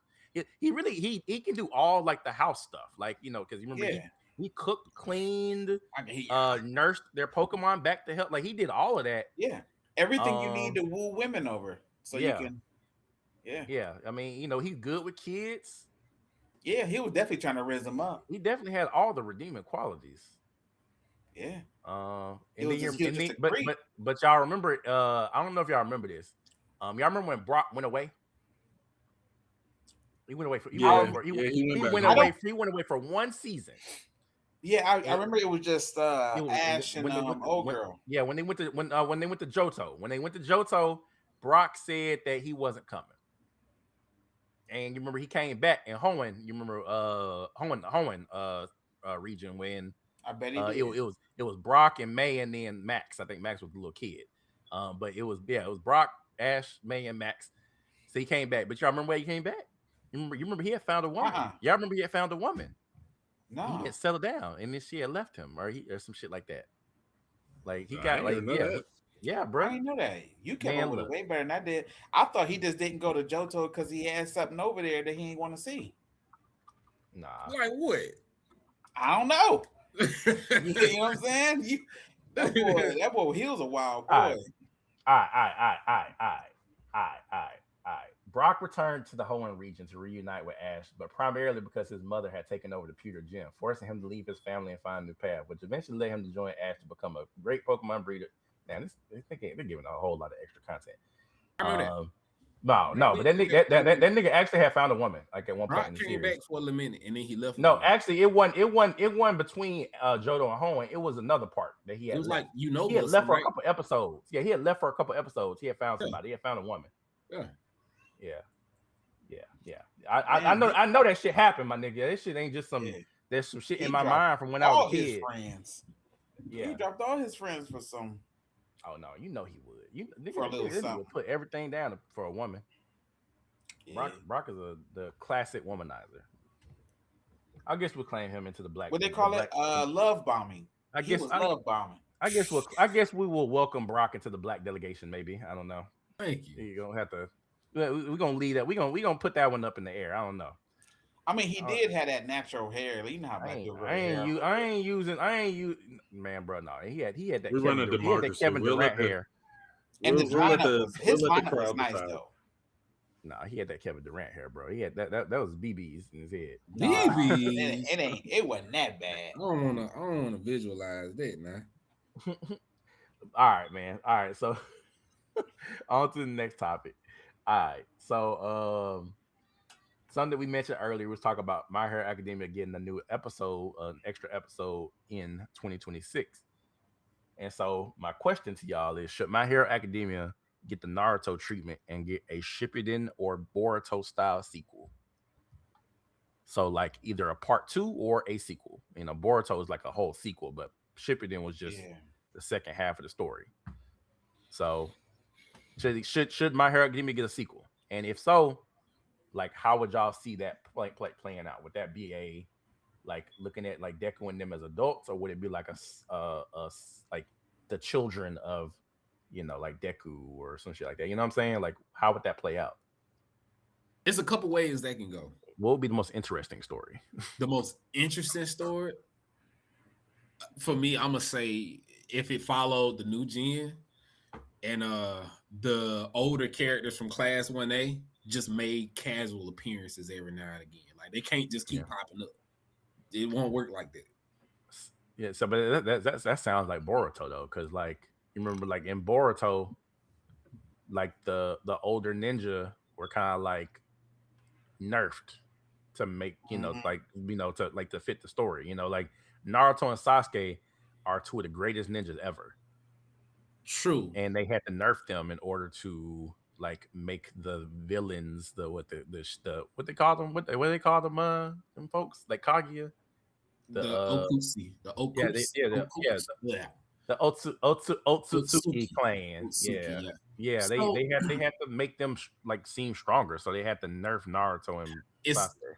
Essentially it's the same premise, right? I mean, you get Naruto, you introduce characters like Konohamaru, which are kids. I mean, the show gets older and you go into a new generation. Why wouldn't Konohamaru play a major role? I mean, you can't keep having the same older characters run into a new series, right? So you introduce all of these new characters. For instance, I'm gonna give you a perfect example. Remember when they had that exercise where they took all of, I want to say, was it 1A? Did they take all of 1A to that preschool or elementary? And they was trying to get them to tame all the kids that had the strong quirks. That was part of the hero licensing, because the people who failed the hero licensing exam had to go and do that. Exactly. It was exercise. Why go out your way to introduce those characters or those kids and then not center the next series around them? Especially if you're gonna have characters like the little kid that Deku saved with the little red hat. Kota and Eri are like teenagers now. With the little horns on it. Yeah. Why wouldn't it? Okay, like, look. I can see what you're saying with that, and my only problem with that is at the end of My Hero Academia, they explain that the world is like slowly not needing heroes anymore. It's like less and less people are able to be heroes because there's less villains, you know, or whatever. And so I think that if they went that route of doing the next generation of heroes, then they would have to do it in a way where it's like there has to be some new threat that like emerges that's credible to the same extent or greater than All for One and Shigaraki were, you know, like, and you know, and because it's like if Deku and them still exist, how can you have these younger characters shine? And so it's like, I agree with you that you could definitely do something with the next generation of heroes. But I feel like if they did something where Deku and everybody were like adults like they are now, and you had this credible threat pop up, but you're still following the students of class 1A simultaneously while also the adults are struggling, then you find a situation where maybe you could do it that way, where the older characters maybe don't get as much development, but they're still there for the sake of having bodies to fight. Kind of like almost like what you see with like Black Clover, right? It's like Black Clover is very much so about Asta, but the Wizard Knights, I'm sorry, not the Wizard Knights, with the captains are still there. The captains are still there, and the captains are extremely powerful, but Asta still has opportunities to shine in very big, serious fights, even though all of the wizard captains are present. So it's like you can do it, but you have to find those ways to write out all of the extra characters in order to make sure that the whatever threat happens is credible, like the same way they do with kind of Gojo, but not as. I feel like Jujutsu Kaisen didn't do that well. Jujutsu Kaisen made it way too obvious that they were trying to write Gojo out of the story because if he was around, it would make whoever came, irrelevant. Okay. So they made it very obvious, but I think that you could do it in a way where it's not as obvious. They did it with Naruto too. It's like they put Naruto, and whatnot, Naruto and Hinata into another dimension, and then Sasuke, is like, Sasuke was like brutally defeated, and I don't know if y'all know. Are y'all caught up on Naruto or not? The anime or Boruto in anime, but he loses his Rinnegan. So it's like they nerfed him real bad. And then I don't know if y'all watch Inuyasha. I'm gonna use this my last example is Inuyasha, the sequel series to Inuyasha, Yasahime.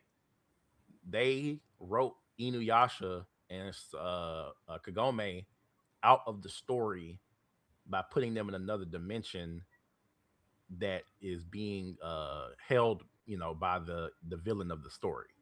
Okay. And Sashomaru is in the story, but he is like restricted somehow. I forgot how that went, but he was being restricted because you remember what's the old girl name? His old lady, the little girl.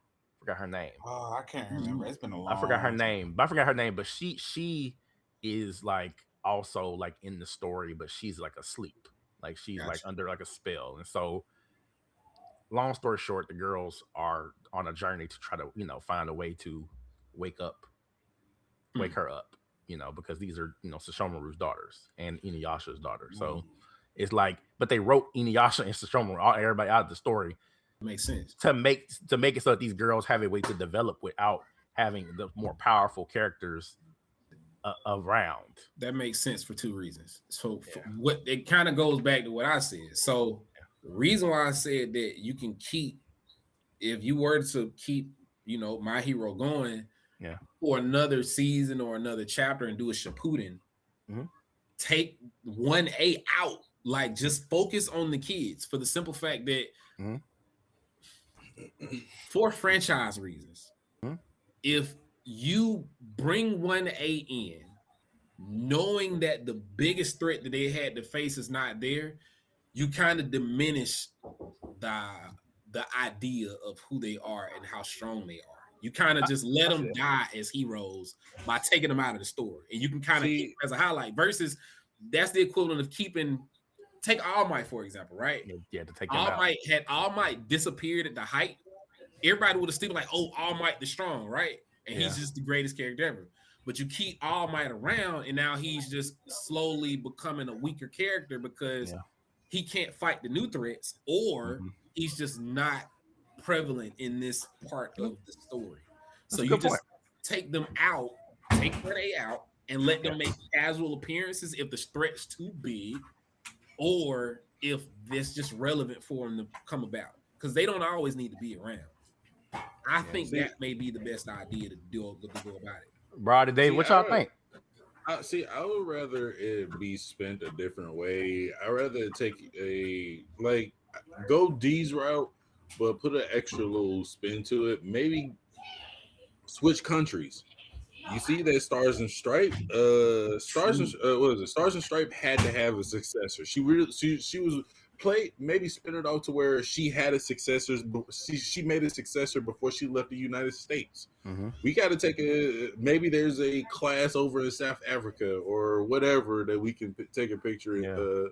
Because if All for One was a power that was shared amongst them all, I I would I would at least think that Stars and Stripe would have had a successor because it seems like everybody else would have passed the power on to at least someone else.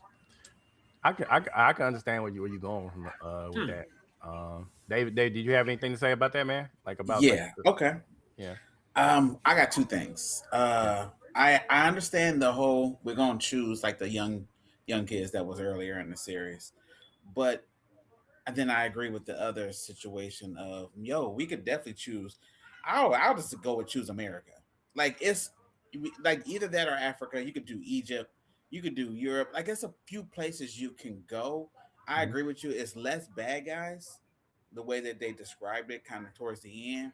But you can always come up with a scenario where you don't have to use instead of it being on a Japanese event, you could turn it into a global situation where you can still use the My Hero what is it 1A, you could still use them people and bring in a whole new subset of people to branch the story together and then grow it to make it bigger. You can at least get 2-3 seasons out of that, you know what I'm saying?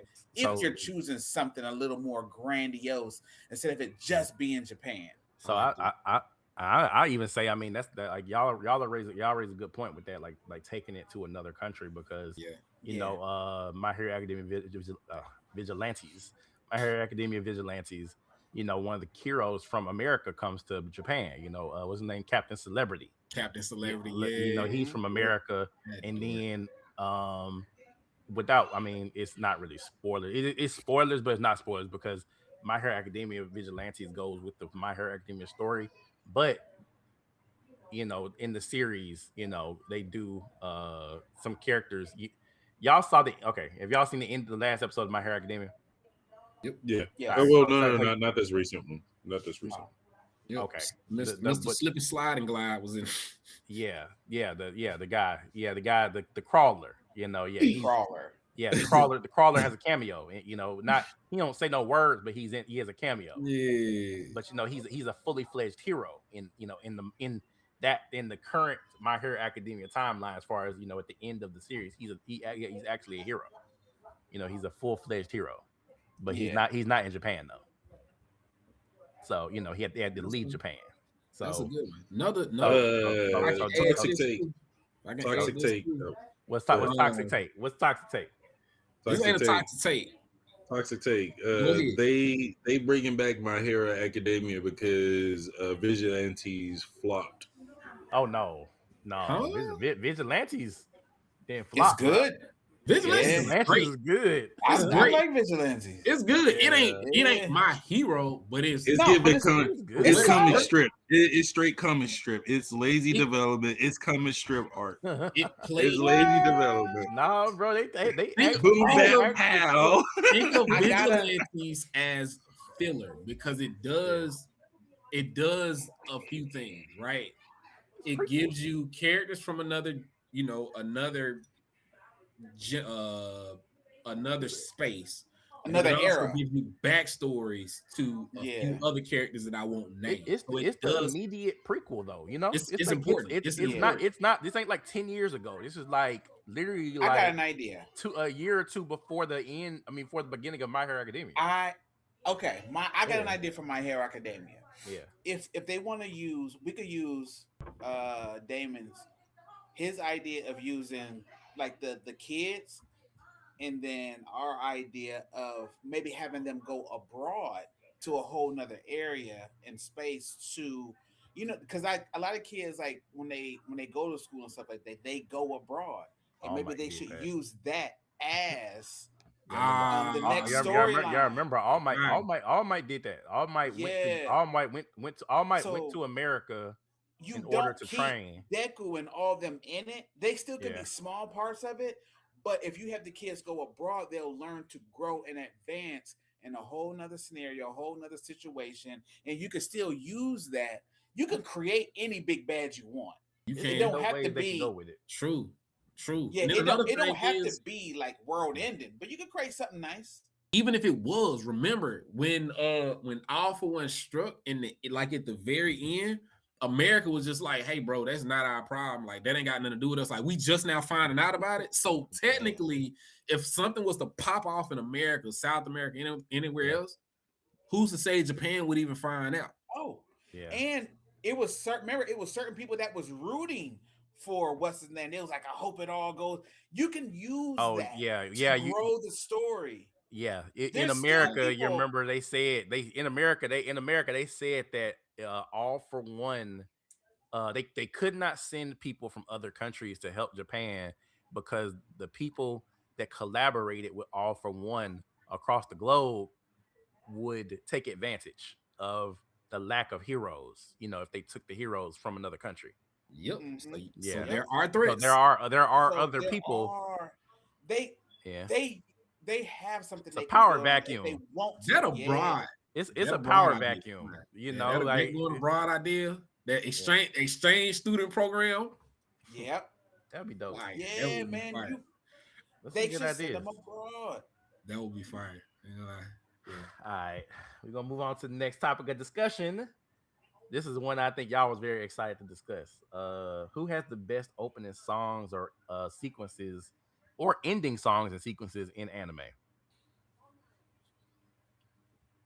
Who wanna go first? What y'all got? Bro, hey, shit. Bleach. That was gonna be my number one. Okay.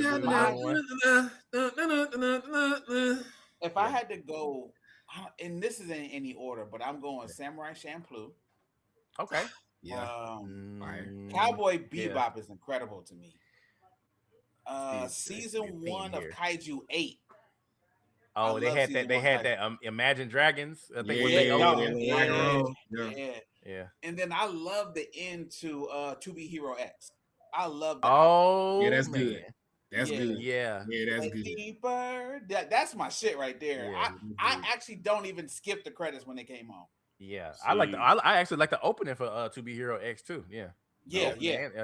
So now, that's a good. Y'all names a good one. Look, hey, what about that ending sequence of Hunter x Hunter when they in the York New City? And talk about the ending sequence where all the Chimera Ant members, like they showing all the Chimera Ant, not Chimera Ant, the Phantom Troop. They're showing all the Phantom Troop members in the ending. Yeah, that's I remember the sequence. I don't remember the song. David, but you remember they played it at the end of every episode, like before the credits hit. It's like dun dun dun dun dun dun dun dun dun dun dun. You know what I'm talking about? Yeah, I'm gonna go back tonight. You gotta go back and look. Yeah, I'm gonna go back tonight. They used to kill it because that was the ending sequence throughout, like literally like the entire series. They actually didn't change that shit. Yeah. They changed the sequence, but they didn't change the song. Inuyasha got some pretty iconic. Inuyasha got so it because I went back, man, and I found out what genre the old Inuyasha openings was. It's like 90s Japanese pop, like R&B, like because I used to wonder, man, because like I don't know about y'all, man, but like like Inuyasha used to come on late at night, and it's like I'll be watching Inuyasha and the vibes, like with the music, like y'all remember the opening sequence. I mean, sorry, not the opening, the ending sequence of Inuyasha when Kagome is like walking through Japan and it's like a Ferris wheel and it's everything lit up and it's like but it's like the very mellow vibes. And I remember my mom just walking in, she's like, "What are you watching?" Just like so Inuyasha got some pretty iconic openings and endings. Of course, the one where we talked about the other episode where Shishomaru was aura farming on top of his daddy grave. Inuyasha was some good ones. Brian, what you got? I got two more. I got one. Okay, bro. Where you coming from? Where you coming with it? I got Jujutsu Kaisen season 2. Okay. That you are my special. Okay. That joint Oh go yeah. That's That fire. joint go Yeah, hard. that was fire. That's fire. I'm gonna go. Even though I didn't like this show, this season actually slapped. When Black Clover did Guess Who's Back. That Guess Who's Back's on. That one was fire too. Bruh. And then two more. Black Clovers. Assassination Classroom. And then my last one is my number one personally is Entertainment District for Demon Slayer. Okay. That's fire. When Demon Slayer did have top tier. I cannot believe y'all left out one of the best ones, bro. Oh, I got Yu Yu Hakusho, bro. Number one, bro. The intro, bro. Yu Yu Hakusho. And then the outro to the original Dragon Ball series where Bulma is like kind of like a teenager. Look, you didn't shame me because when you just said Yu Yu Hakusho, I listen to that actually frequently. Like I have it on my phone. Like, bro, bro. Oh my god! I when bro said he had like 1 or 2 or 3, bro, I said he gonna say you. If I heard that start of the song where like where old girl flying on the broom in the entrance,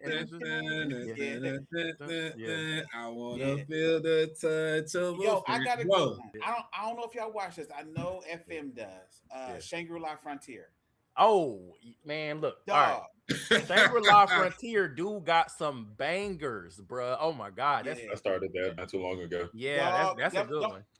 At the end of the season, man, dog. Yeah, that's a good one. Man. I think I think us as black black people, we can't leave out. Even though I never watched the show, I had to figure it out. That I had to ask my girl. I was like, "Is this outro real for an anime?" And she was like, "Yeah," because she was a fan of this show. I know what you But as black people, we gotta acknowledge it. And yes, people, this is a real outro. Yeah. Man, Jodeci, JoJo. That's so crazy that you bring that up. That's so crazy. Y'all talk about y'all don't like some JoJo's, man. That's probably the number one outro. What about some non-anime ones though? Like, what about Pokemon? Like, do you remember like the first Pokemon song? No. The first one. I wanna be the very best. Oh, no one ever was. Yeah, that song. Another hot take. That's a classic. I'm going 2 for 2 today. You ready? Yeah, you going 2 for 2. You're gonna piss me off. I'm Digimon over Pokemon. Oh yeah, I mean, that's easy. I'm Digimon over Pokemon. Yeah. But if we're gonna go Pokemon, I'm not gonna go. If we're gonna go the OG Pokemon, I'm not gonna go to the intro song. I'm gonna go the Pokemon rap that it was trying to have us do every Saturday morning. You talk about the one where they would go through the Pokedex and they'd be like, they would. Bring me the Pokedex song. Yeah. Hey, Damon, I was thinking what about? There you go. What about Yu-Gi-Oh, man? What about Yu-Gi-Oh? I like Yu-Gi-Oh. Yeah. Yeah, that made me feel like I was about to run. Man, hey, look. Oh man, I just love the idea that we grew up in like such a good time. Damien, what up? Your camera is frozen. Oh, see what happens when you mess with your Pokemon, dog? They crashing out on you. No. You didn't cut out completely, Damien. He looked like he fell off. We gotta wait on him to come back. Yeah, wait on him to come back. He gotta reconnect the shit. But dog, I can't wait till you finish up Shangri-La Frontier. There you go. That's easily one of my. Did me saying Digimon over Pokemon hurt you, dog? Oh no. That was a good one. I recently played that Digimon Time Stranger video game. So you liked it on PlayStation? I played on PC, but I mean, it's on PlayStation. But I enjoyed it, and it really brought back a lot of my old memories. of playing with Pokemon, not playing Pokemon cards. I did used to collect Pokemon cards when I was little, but I also collected Digimon cards, and I was like the only person in my school who had Digimon cards. Now don't get it twisted. The Pokemon games are better than Digimon. But the Digimon Look, CVC, you don't, have you played the Digimon games? No, I have not. Okay, not since the OG. Yeah, so I understand. See, Pokemon has wider popularity as a video game, but in terms of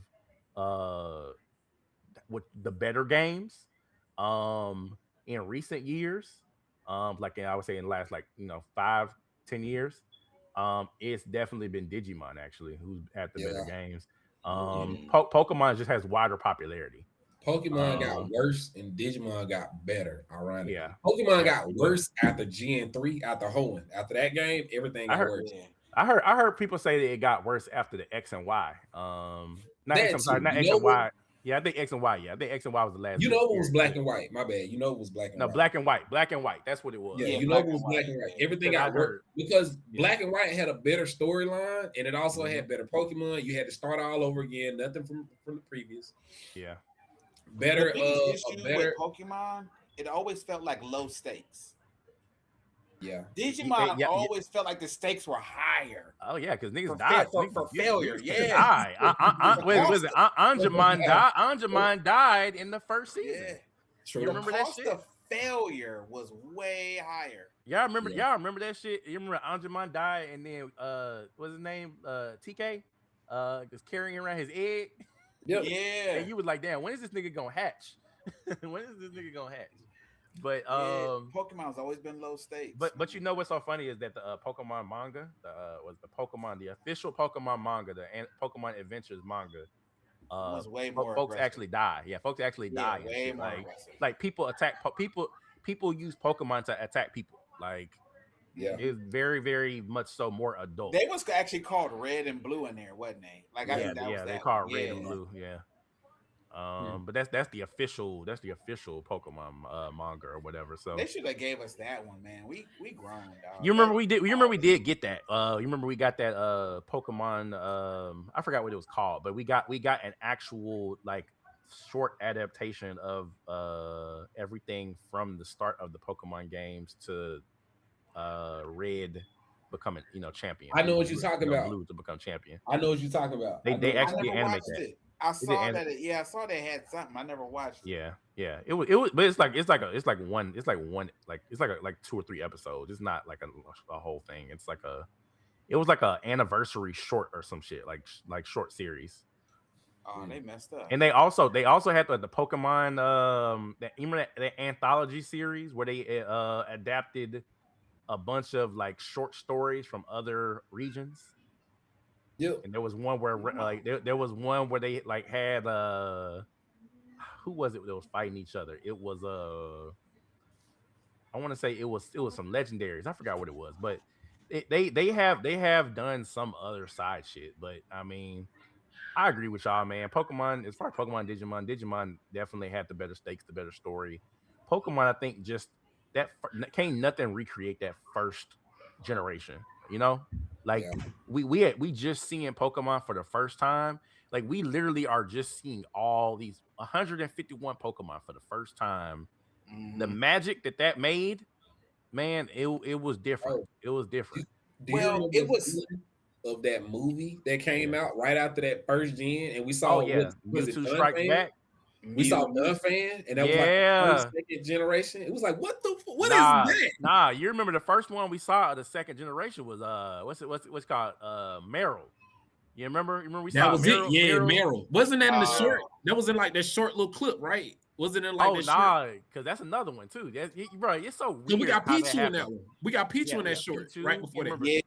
Remember we saw Snubbull for the first time in why they introduce all the weak ass Pokemon? I don't know, bro. Got us hyped like something, but bro, that introduction to that second gen, bro. After just thinking about all the hype around, hey guys, it's just 151.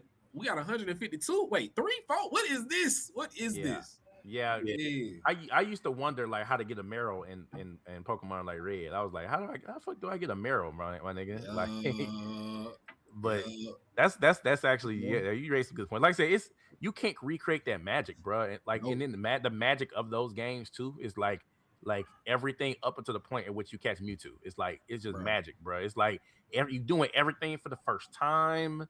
It's like you don't got like you learning shit at the same time as other people. You learn about the glitches. You remember I used to have a game shark and I hooked my game shark up and I started catching gym leader Pokemon and shit. I used to do all type of crazy shit. It was crazy. Yeah, I was changing their moves. Yeah, Game Shark was fire back in the day. I don't know if y'all had Game Shark. Dog, the moves would transfer over to the 64 version too, so you could use the same stuff. It was hard. But like that's when I learned about the EVs and IVs and how to train them with their you know how like each one have characteristics, like they'd be joyful or whatever. Yeah. Certain ones made them stronger in like strength or defense. You had to get the right one doing the right thing. Like I really got deep into it. I actually still got the app on my laptop. Yeah, I remember Pokemon Stadium. Yep, I got it. Yep. I love Stadium, dog. My brother sold it. Yep. That was a good game.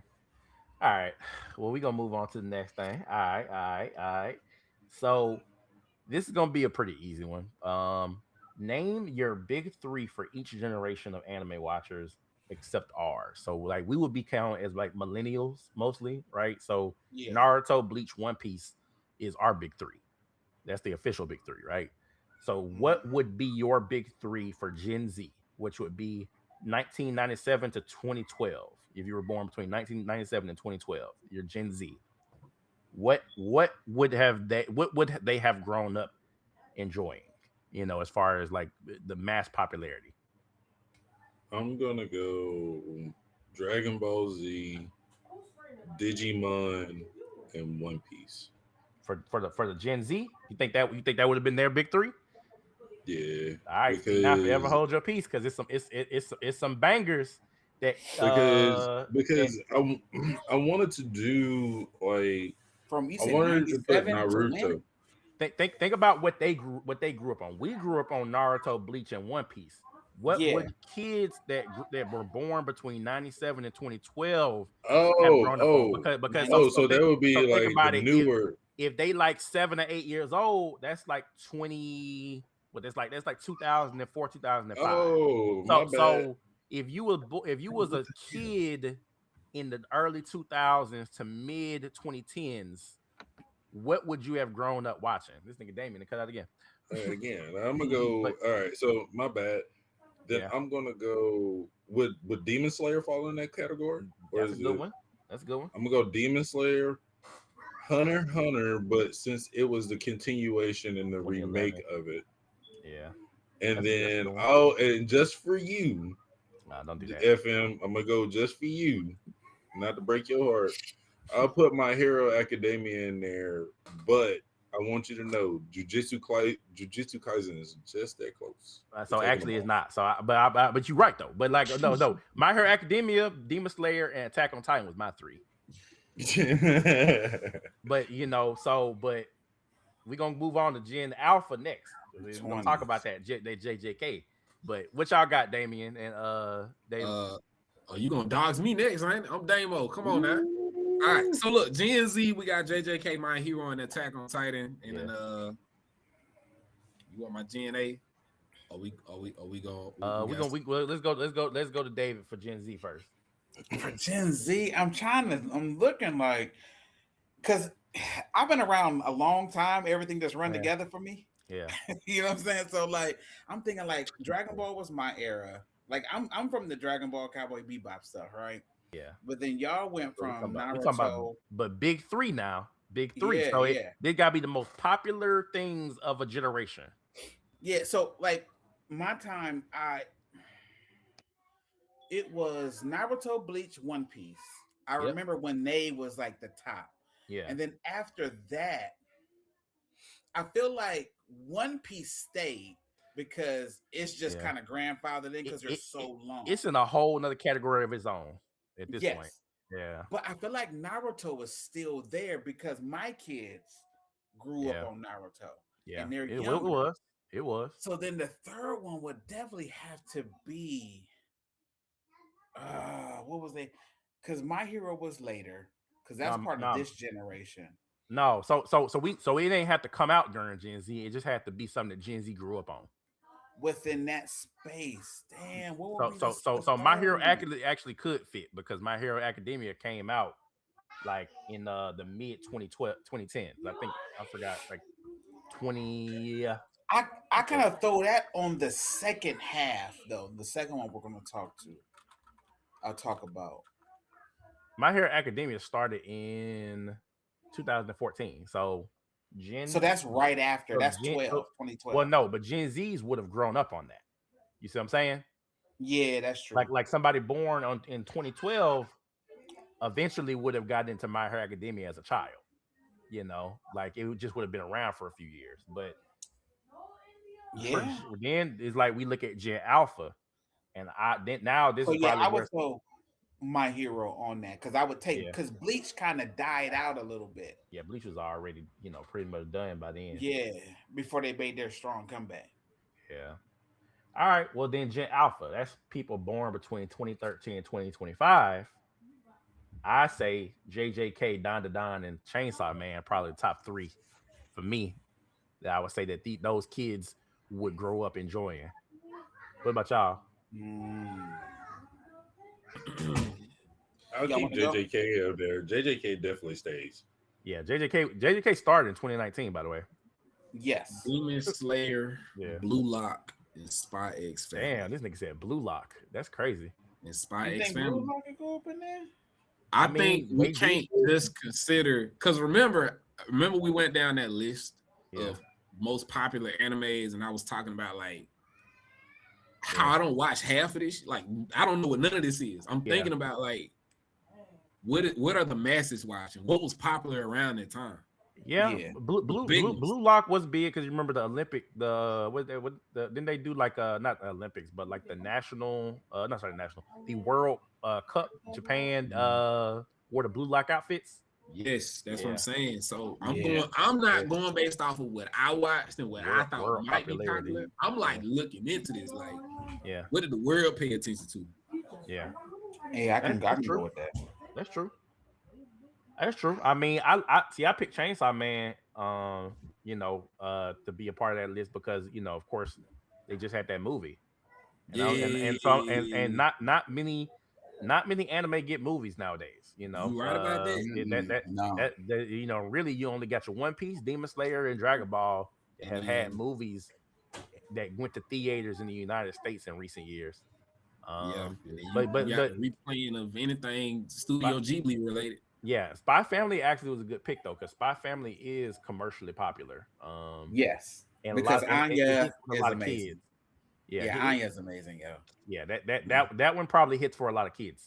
I could imagine a lot of kids loving that series. So, bro, what you got? Who you think? I think y'all already named it. I'm not a Studio Ghibli person. I'm not. Sorry, close your mouth. Close your mouth. Not a fan. Yeah, Spirited Away. I kind of low key. I fell asleep during it. I get it why it's cute. Boo me as you want, dog. Boo me. But you hating fire. Hey man, I'm just here to play the villain, man. Why you gotta be the villain, man? We can all be the protagonist here, bro. We ain't got to. We don't need the antagonist. Somebody got to take. We take the role. Everybody takes the position each different episode. Man. But I'm here. But I think we named because, like I said, JJK is a solidified spot, and Demon Slayer is a solidified spot. Yeah. I'll probably go. Okay. I would say Chainsaw Man, but I don't know if it's done. If it's like it's one of those ones that's like, are we missing one? Look, like, how about this? Overlooking one? How about this, man? Let's just say Gen Z, Gen Alpha together. Let's just merge together. Could you say that My Hero Academia, Demon Slayer, and JJK could actually be a big 3 on there? Like just 3. That could be a big 3. Okay. Yeah, I think that them in itself with the fighting style, the only thing that's missing that the other two are doing that My Hero isn't is the darkness and gore. That's it. Okay. And I could see, I could see how JJK, even though it's popular, it could fall out with kids. Like, because I mean, I don't know, like if you could y'all imagine being kids watching Toonami after school and JJK coming on TV? We wouldn't be able to watch it. We I would have been would've able watched to. It would have been on Adult Swim at night or whatever, you know, like like late night Toonami. My mom would have walked in and said, "What the hell is this?" To get a clean version of that would have been disappointing. Because I agree. But like when you now that I think about it, like a lot of the late night Toonami shows that used to come on back in the day, like the late night Toonami stuff. You remember, like y'all remember Blood Plus? You remember Blood Plus was like a very like graphic like adult series. Yeah, you can that Vampire Hunter D, Fist of North Star. Yeah. Super Jail. Damn, Super. This nigga said Super Jail. That's crazy. That's a callback. If anyone, I forgot all about that shit. That was some fucked up shit right there. Home videos. Should not have been watching that. Exactly. If I had to give my 3, I ain't gonna lie, I'm still going One Piece. One Piece is still going. But see, like now you've kind of put it in another stratosphere because it's like the same thing as Dragon Ball. Like Dragon Ball wasn't Dragon Ball wasn't part of the big 3 because it was in a whole nother stratosphere. It's in its own category but like of it's popularity. Still capturing, like people still do their breakdown videos. It's still breaking the internet. It's still. They build in statues for these niggas in Japan, like Luffy and Goku and shit. They build in like statues because anime stands on their shoulders at this point. Yeah. Yep. But JJK and Demon Slayer 100%. But then that third position fluctuates depending on what's out. Because when Solo Leveling was out, that's all. But we talk about big 3 now. I mean? We talk about big 3, right? But Solo Leveling can actually fit at the top of manhwa. Like if you're talking about manhwa, Solo Leveling could be at the top of that alone by itself. I mean, popularity wise. Yeah, but that third spot when it comes to the anime we watch, it fluctuates depending on what's out. Do y'all watch convention like videos like people like cosplaying at conventions or like stuff like that?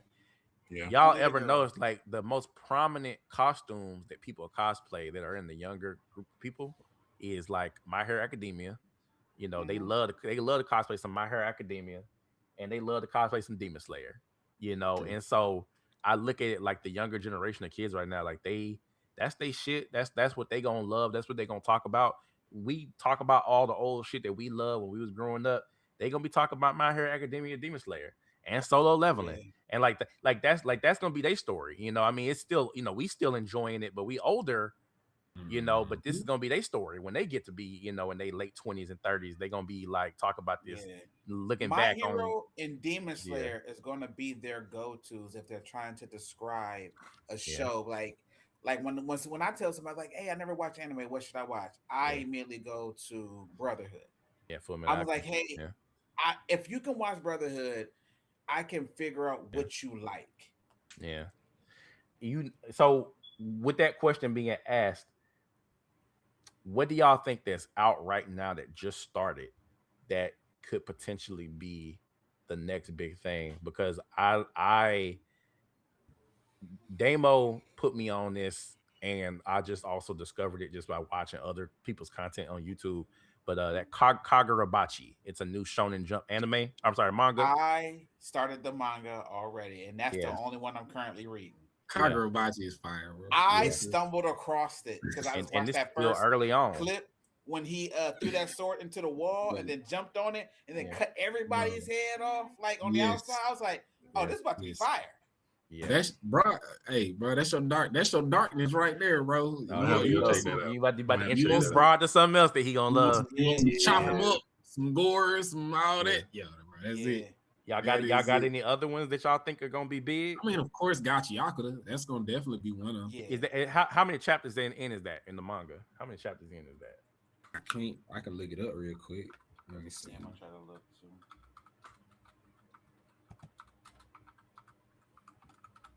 I wish Tongan, the other anime they dropped at the same time as Gachi Akuta, Toganaki. I wish it would have held his own, but I feel as though somebody made a good point. They said it's too much. 158. It's 17, Oh, that's not bad. 17 volumes of Gachi Akuta, so it's through there. But I mean, how deep in the story? I mean, without spoiling, how deep in the story is that? I'm caught up. I'm saying, do you think that this is like toward the? Do you think that it could end soon, or do you think that we still got another 5, 6, 7 more years of it? Like what's your with the anime adaptation? No, with the manga. How long is the manga gonna go? Manga, I think the manga's about to wrap up soon. Okay, so that's okay.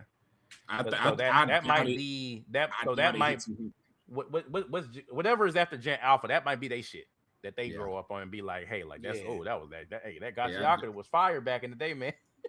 I doubt it hit 250. It's gonna stop before 250. Okay, so do y'all think that there's anything? Do y'all think that the next big thing for them is maybe isn't even out yet? Like Kagurabachi is just one we just named that's very early on, but like a lot of the other ones, like Dandadan, like Dandadan is also the storyline is they have a lot of chapters already. So I don't know. I don't know how long Dandadan gonna last. That's another one I can't get on to. I can't get on. You can't get into Dandadan? What? This nigga The first episode get you in her for real. It is. That's what I'm gonna say, bro. That's some Diddy trap. That's some Diddy trap. Episode one. Some Diddy. Bro, you really gonna piss a lot of folks off on our podcast. Bro. Hey man, they'll be coming for my bad takes, and I'm here for it. They gonna come for you, bro. Like we okay. We want to do an IRL vlog one day. I think you're doing it on purpose. Yeah. Look, we want to do an IRL vlog one day, and Broad can't even come because the ops gonna be out there looking for Broad. They gonna be like, hey, I'm gonna be here, and I'll be here. They gonna try to run the fades on you listen, unless you can come defend your point against Naruto, and all this other stuff that I'm trashing. Hey, I don't want to see your face, dog. Don't come over here. What do you watch that? So if it don't have gore, it just don't grab you. No, it ain't even that, because you got to remember, I'm an Avatar fan. Yeah, I'm an Avatar fan. Okay. So it's more of story development, and let's be real. The very first episode, I got like 7, 8 episodes in the Dandadan, bro. He got his first ball. He got his first ball back. He got his first ball back. And I said, so when you saw the ballerina episode, that didn't make you feel something? Look at my face. So I said, this shit is weird. Girl, like what was it? The girl's mom, like the girl got raped and all that. That grandma, mess with you? No, because it was weird, dog. Dandadan is one of them shows. She never saw her again. You gotta go into Dandadan with like a clear mind. Yes, like you can't go into it with like, oh, this is gonna be serious. It has comedy, action, sci-fi, science fiction.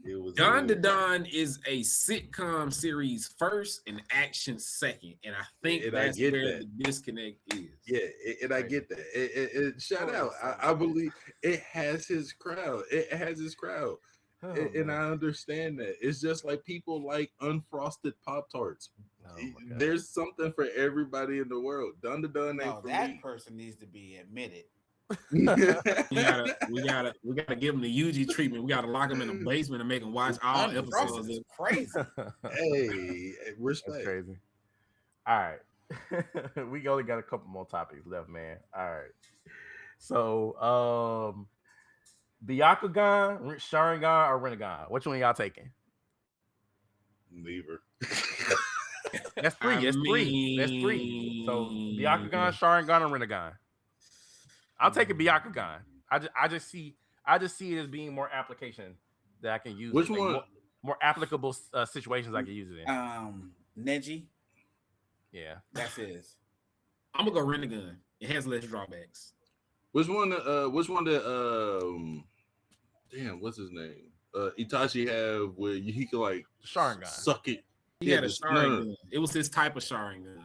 The one that the sucked people in. it's the Mangekyo Sharingan. Yeah, the Mangekyo. Yeah, I like that. I like that one because like if I could just like make you not exist anymore, I'll be good. But see, everybody don't have that though, because you remember, like Itachi didn't have the space controlled what you call it, jutsu on his. That was Obito's special Sharingan ability. Yeah. I think Itachi's special Sharingan ability was the whatchamacallit, the Izanagi or Izanami, whichever one. Izanami or something like that. Izanami, whichever one. One of them was the one that Danzo used, and the other one was the one that Itachi used. Itachi used the one where he could like put you in a never-ending like dream where you keep repeating it until you like change as a person. When that nigga, remember Kabuto came out of that shit, he was like completely reformed. That's crazy. But yeah, I don't know. Sharingan, I ain't feeling it. But Byakugan, I can see through walls. I can see your chakra points, and we know that when you pair Gentle Fist with Byakugan, that shit is that. The only reason why that shit wasn't unstoppable was because it was Neji and Hinata using it. If let's just say if Naruto learned Gentle Fist, you remember Naruto's sister learned Gentle Fist, and she like knocked that nigga Naruto out. Like, you remember that shit? Y'all, I don't know if y'all remember that in the Boruto series.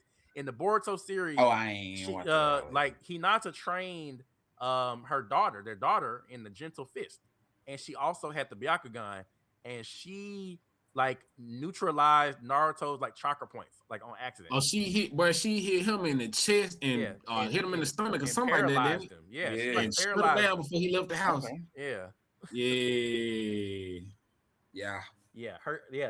His sister is teased at being like real strong. So it's like with the Gentle Fist and the Byakugan, I mean, you get maximum value out of it. But I don't know, man. Rinnegan is a good pick though too, because you can pull shit towards you and push it away. I mean, that's dope, I guess. I ain't gonna lie. If we talk about real life applications, you remember on the Elusive Samurai, the dude with the bow and arrows who could see really, really good? Yeah. With them bulging eyes? Yeah. Yeah, I would love to be able to see like that.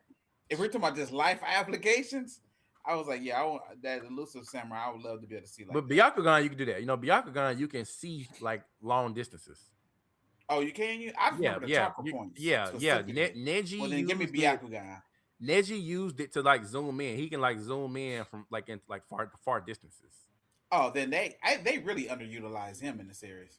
Yeah. No, they see in some filler episodes he was like scouting, and he could use it to see far ahead. So I'm saying Byakugan got the most utility, Then but Rinnegan also can bring people back to life.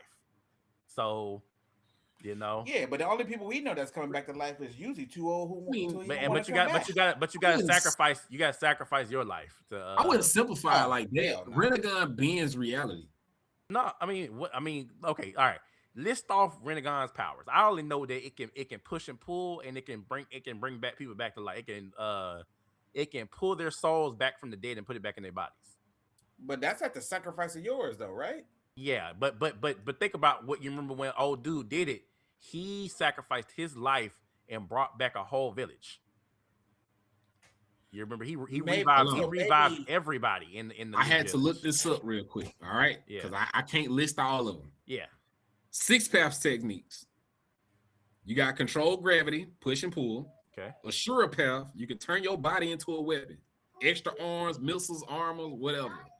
Human path, you can read minds and rip out souls. You can summon gigantic creatures on demand, from birds to multi-headed beasts. All right, that's 5.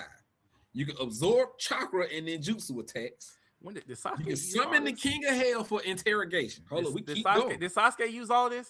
Sasuke didn't know what the hell he was doing. All right, Sasuke was big. He didn't know what the hell he was doing. He didn't know what the hell he was doing. All right, look. We can bring people back from the dead. We summon that one. We can control corpses and summon big black chakra rods. Hey, explain to me why this nigga Sasuke didn't like. Was there not a manual for this shit?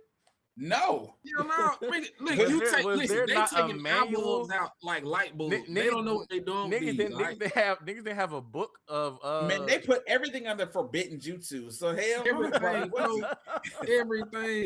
Everything. Oh my god. Yes, where was the library at? Like, dang.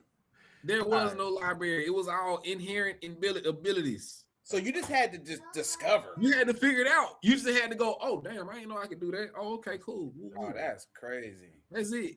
All right. Whack. Two more topics, man. All right. Nin, curse technique, or chakra? Which one y'all picking? I already know mine. What's the three? Nin, curse techniques, or chakra? So, like, essentially, like, would you use Nin from Hunter x Hunter, curse techniques from JJK, or chakra manipulation? You know, like from Naruto. Can we pick like whose ability? I mean, you can pick your own ability. You can pick whatever you like with any of those. You could make your own ability. Honestly, I mean, because chakra manipulation, it would just depend on your chakra nature. But you can. Let's be real. Let's be real, guys. Chakra is gonna be dead last. Let's be real. Right. I mean. Let's be real. I mean, it's real. But like, what can't you do with chakra manipulation? There are limits with chakra. There are reserves. Power scales but it seems like you can grow your reserve. Unless you're Rock Lee. I mean, unless you're Rock Lee. Naruto. And then we seen how that is. Yeah, no. Yeah, I mean, unless you Rock Lee, even the weirdest, even like the weirdest Nin ability, because like, let's be real.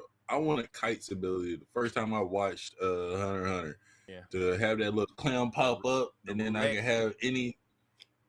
Yeah, I mean, but you remember that was a roulette. That was a roulette, and you had he was still, and you had to get lucky. Still couldn't miss. The only reason why Kite was reborn was because he got lucky on his roulette and landed the number that would allow him to come back from the dead, like come back to life. You know, his spirit would be reborn. That's still fire. But curse energy, dog. Curse technique, I feel like, has the lowest barrier to entry. I feel like Nin, you'd have to like have your Nin unlocked, and then you'd have to like train. Like, I think the strongest Nin users in Hunter x Hunter have been training for decades.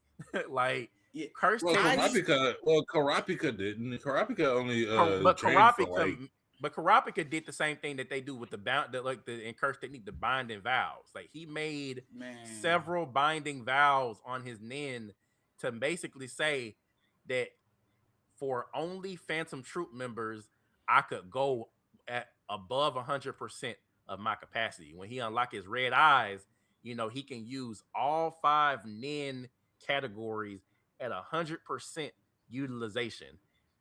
Normally, you can't do that. So he made like a very significant binding vow of how he could use his powers. Yeah. And, you know, so I would say Karapika is an anomaly, because normally I think what they said at the beginning of Hunter x Hunter is that with Nin, you want to pick a Nin ability that is versatile because you want to be able to use it in a wide variety of situations. And you remember when Karapika was like, how are you, like, well, like, can I do this? Can I do that? XYZ. The guy was like, I wouldn't do that. And he was like, because, like, what if you run into a fight where you are not fighting a Phantom Troop member? What are you going to do? And he was like, that's not going to happen, because I'm not, like, that's my enemy. That's what I'm going after. So I swear I see it. It's like, it's the same thing with binding vows and cursed energy, you know, with the JJK.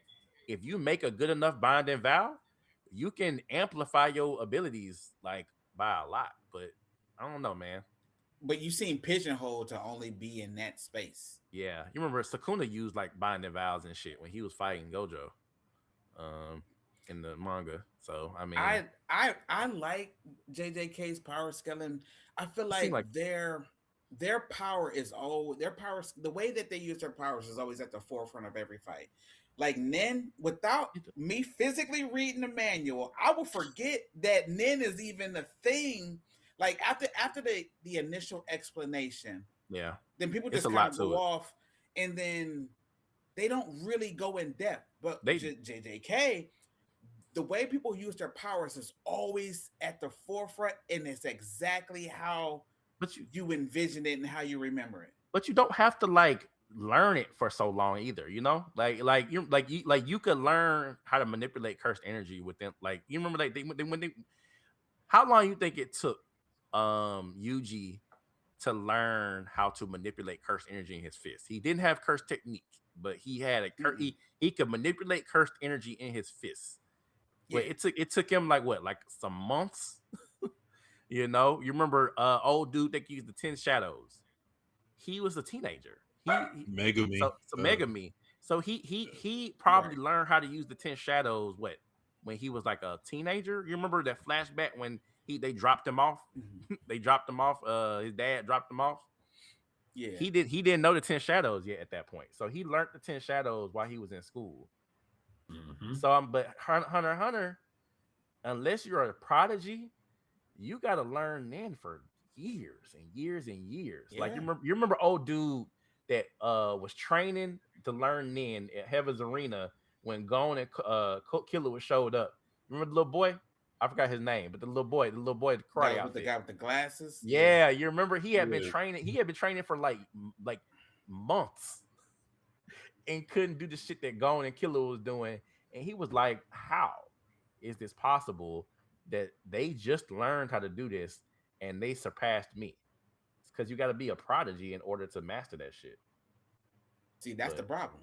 Yeah, you gotta be a prodigy. You gotta be a prodigy. Everybody can't be a prodigy, you know. And everybody. You got folks in Hunter x Hunter who don't even understand. You remember the way to pass the Hunter exam, the true Hunter exam, was that you had to not master Nin, but you had to learn Nin, and you had to whatchamacallit. Some people had learned Nin but didn't have a Hatsu, you know, which is like a special ability. So some people knew about Nin and they was just using the basic applications and didn't have a Hatsu. So I don't know, man. I mean, you know. I choose Nin, but I like curse technique too. So I mean, I can go either way technique. With it. You're right, Brad. Chakra go last. I'm gonna choose Nin. Of course, Chakra goes last, and right behind Nin, I'm gonna choose curse technique. Only reason I say this is because I think we are approaching this from if not only we had those abilities, but if we were in that world as well. Yeah, we talking about if we were living our daily lives, which ability would we have? Yeah. I don't think I would need curse technique in my daily. Why would I need to go and create a domain at work? I don't need to open up Hell's Kitchen just because my manager pissed me off. You know what I'm saying? I don't need to do all that. I don't need going that. I don't need to do planetary devastation just because somebody cut me off in traffic. I'm just saying, like, I feel like Nin would be, you know, a more versatile thing. Yeah, right. I feel like that would be more. That's funny. Yeah, that's a good point.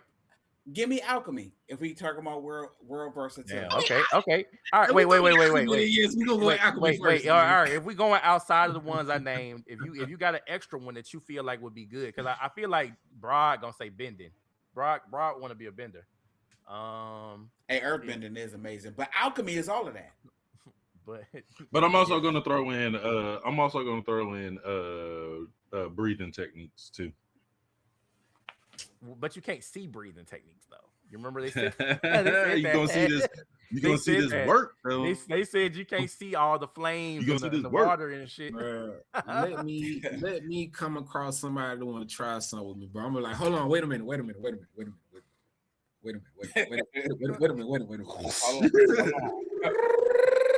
Front of me. Oh, go ahead, let it go. I don't know, bro. I don't think what's your favorite nation in Avatar? Mine? Oh, the fire. Yeah, nation. Fire. Yeah, fire. Earth. Nation. I'm an Earth too, man. Fire Nation. I love Earthbending. Fire Nation, them niggas, bro. I mean, but what's funny is that I feel like they have the least versatile power. Like fire and lightning is just powerful, but like it's just blood bending and water bending. You can do blood bending. You can heal. You can heal with it. Earth bending. You can bend metal. Now you can bend lava. Magma or whatever. Like magma. Yeah, I'm an Earth all day. Yeah, airbending also very versatile too. Y'all saw that nigga that, in Korra could fly with it. We didn't that. We didn't know that was possible. Took his You know breath. what? Aang was doing a lot of that, but he used fire to do it. Yeah, he was boosting. But Aang could sit on the air ball, so we saw levitation's possibilities. Yeah, we just didn't know. See, but it's funny because what's his name? I forgot the guy's name in Korra, but you remember he said that flying, he wasn't the first person to fly. He learned that from somebody else. He read a book. It was like a book or some shit about a airbender that could fly. But he said that you gotta like let go of you have to let go of everything. You have to like empty your minds and your like you can't love or care about anything. You just gotta let everything go. And that nigga jumped off the shit and then like was just flying, like, oh shit. And it was like, oh, okay. But it makes sense though. I mean, I don't think Aang would have ever been able to fly because Aang had too many worldly connections. He had worldly connections and desires. He wasn't like that guy. Like it wasn't the guy that had the little handicapped guy in the wheelchair that was flying around and taught Aang how to fly. You know what I'm talking about? Yeah, but he had to fly using the glider. True. Yeah, he could push the air through the glider. Yeah, which was still great, by the way. Yeah. That's a good point, though. I mean, yeah, I don't know that Korra redefined the versatility of bending powers because you remember the old girl could make the explosions with her little eye on her head. Yeah, that shit that fight fire. With her and Aang's son was amazing. Yeah, that shit. He wrapped that thing around her head. No, it was Toph's daughter. Yeah, when she wrapped that thing around her head at the end and she blew her head off, I was like, "Oh, this shit is alright." Yeah, Korra don't get the respect it deserves, I feel, and that was a really good series. You remember we talked about that. I think I want to add that to the next podcast episode, man. Because talk about was Korra a good avatar or not? It's not her that was like her as Avatar wasn't the thing. It was just the series was really good. Nah. I think Korra did the best she could, but I know it's a hot take because I know that she's not the most popular person. And then they got the new Avatar series. It's supposed to be in development or coming out or whenever it's supposed to come out. I don't know. They got a few things with the Avatar, but they said that Korra ruined the world. They said Korra fucked the whole world up. Yeah, so, she got. I don't know. They got a movie. We got the live action show. We got a movie that's supposed to talk about Aang. It's a new cartoon. You well, no, that is too. Yeah, they're doing the Earth, but they got 3 different projects with Avatar coming out. Yeah. We still got live action. We got the Earth Kingdom. That girl got like a fake leg or whatever. And then they're actually doing a movie with Aang and them before they started up that Central City stuff. But I was just speaking on Korra. I was just saying was she a good Avatar? But I mean, clearly, I guess she fucked the entire bending world up, and I mean, well, remember she erased all the spirits. People. She erased all the spirits, and all the spirits went away. So that sucks too, because Iroh was a spirit, and that nigga, that's my favorite character. When he came back, I was so excited. But I don't know, man. Well, we're gonna wrap it up, man. We had one more topic. I don't know if y'all want to still discuss it. The best fighting styles in anime. Y'all want to let that go into the next episode? Give people something to look forward to. I think we started out with the next episode and blended in with going into talking about Korra. Yeah. We could do that. We could do that.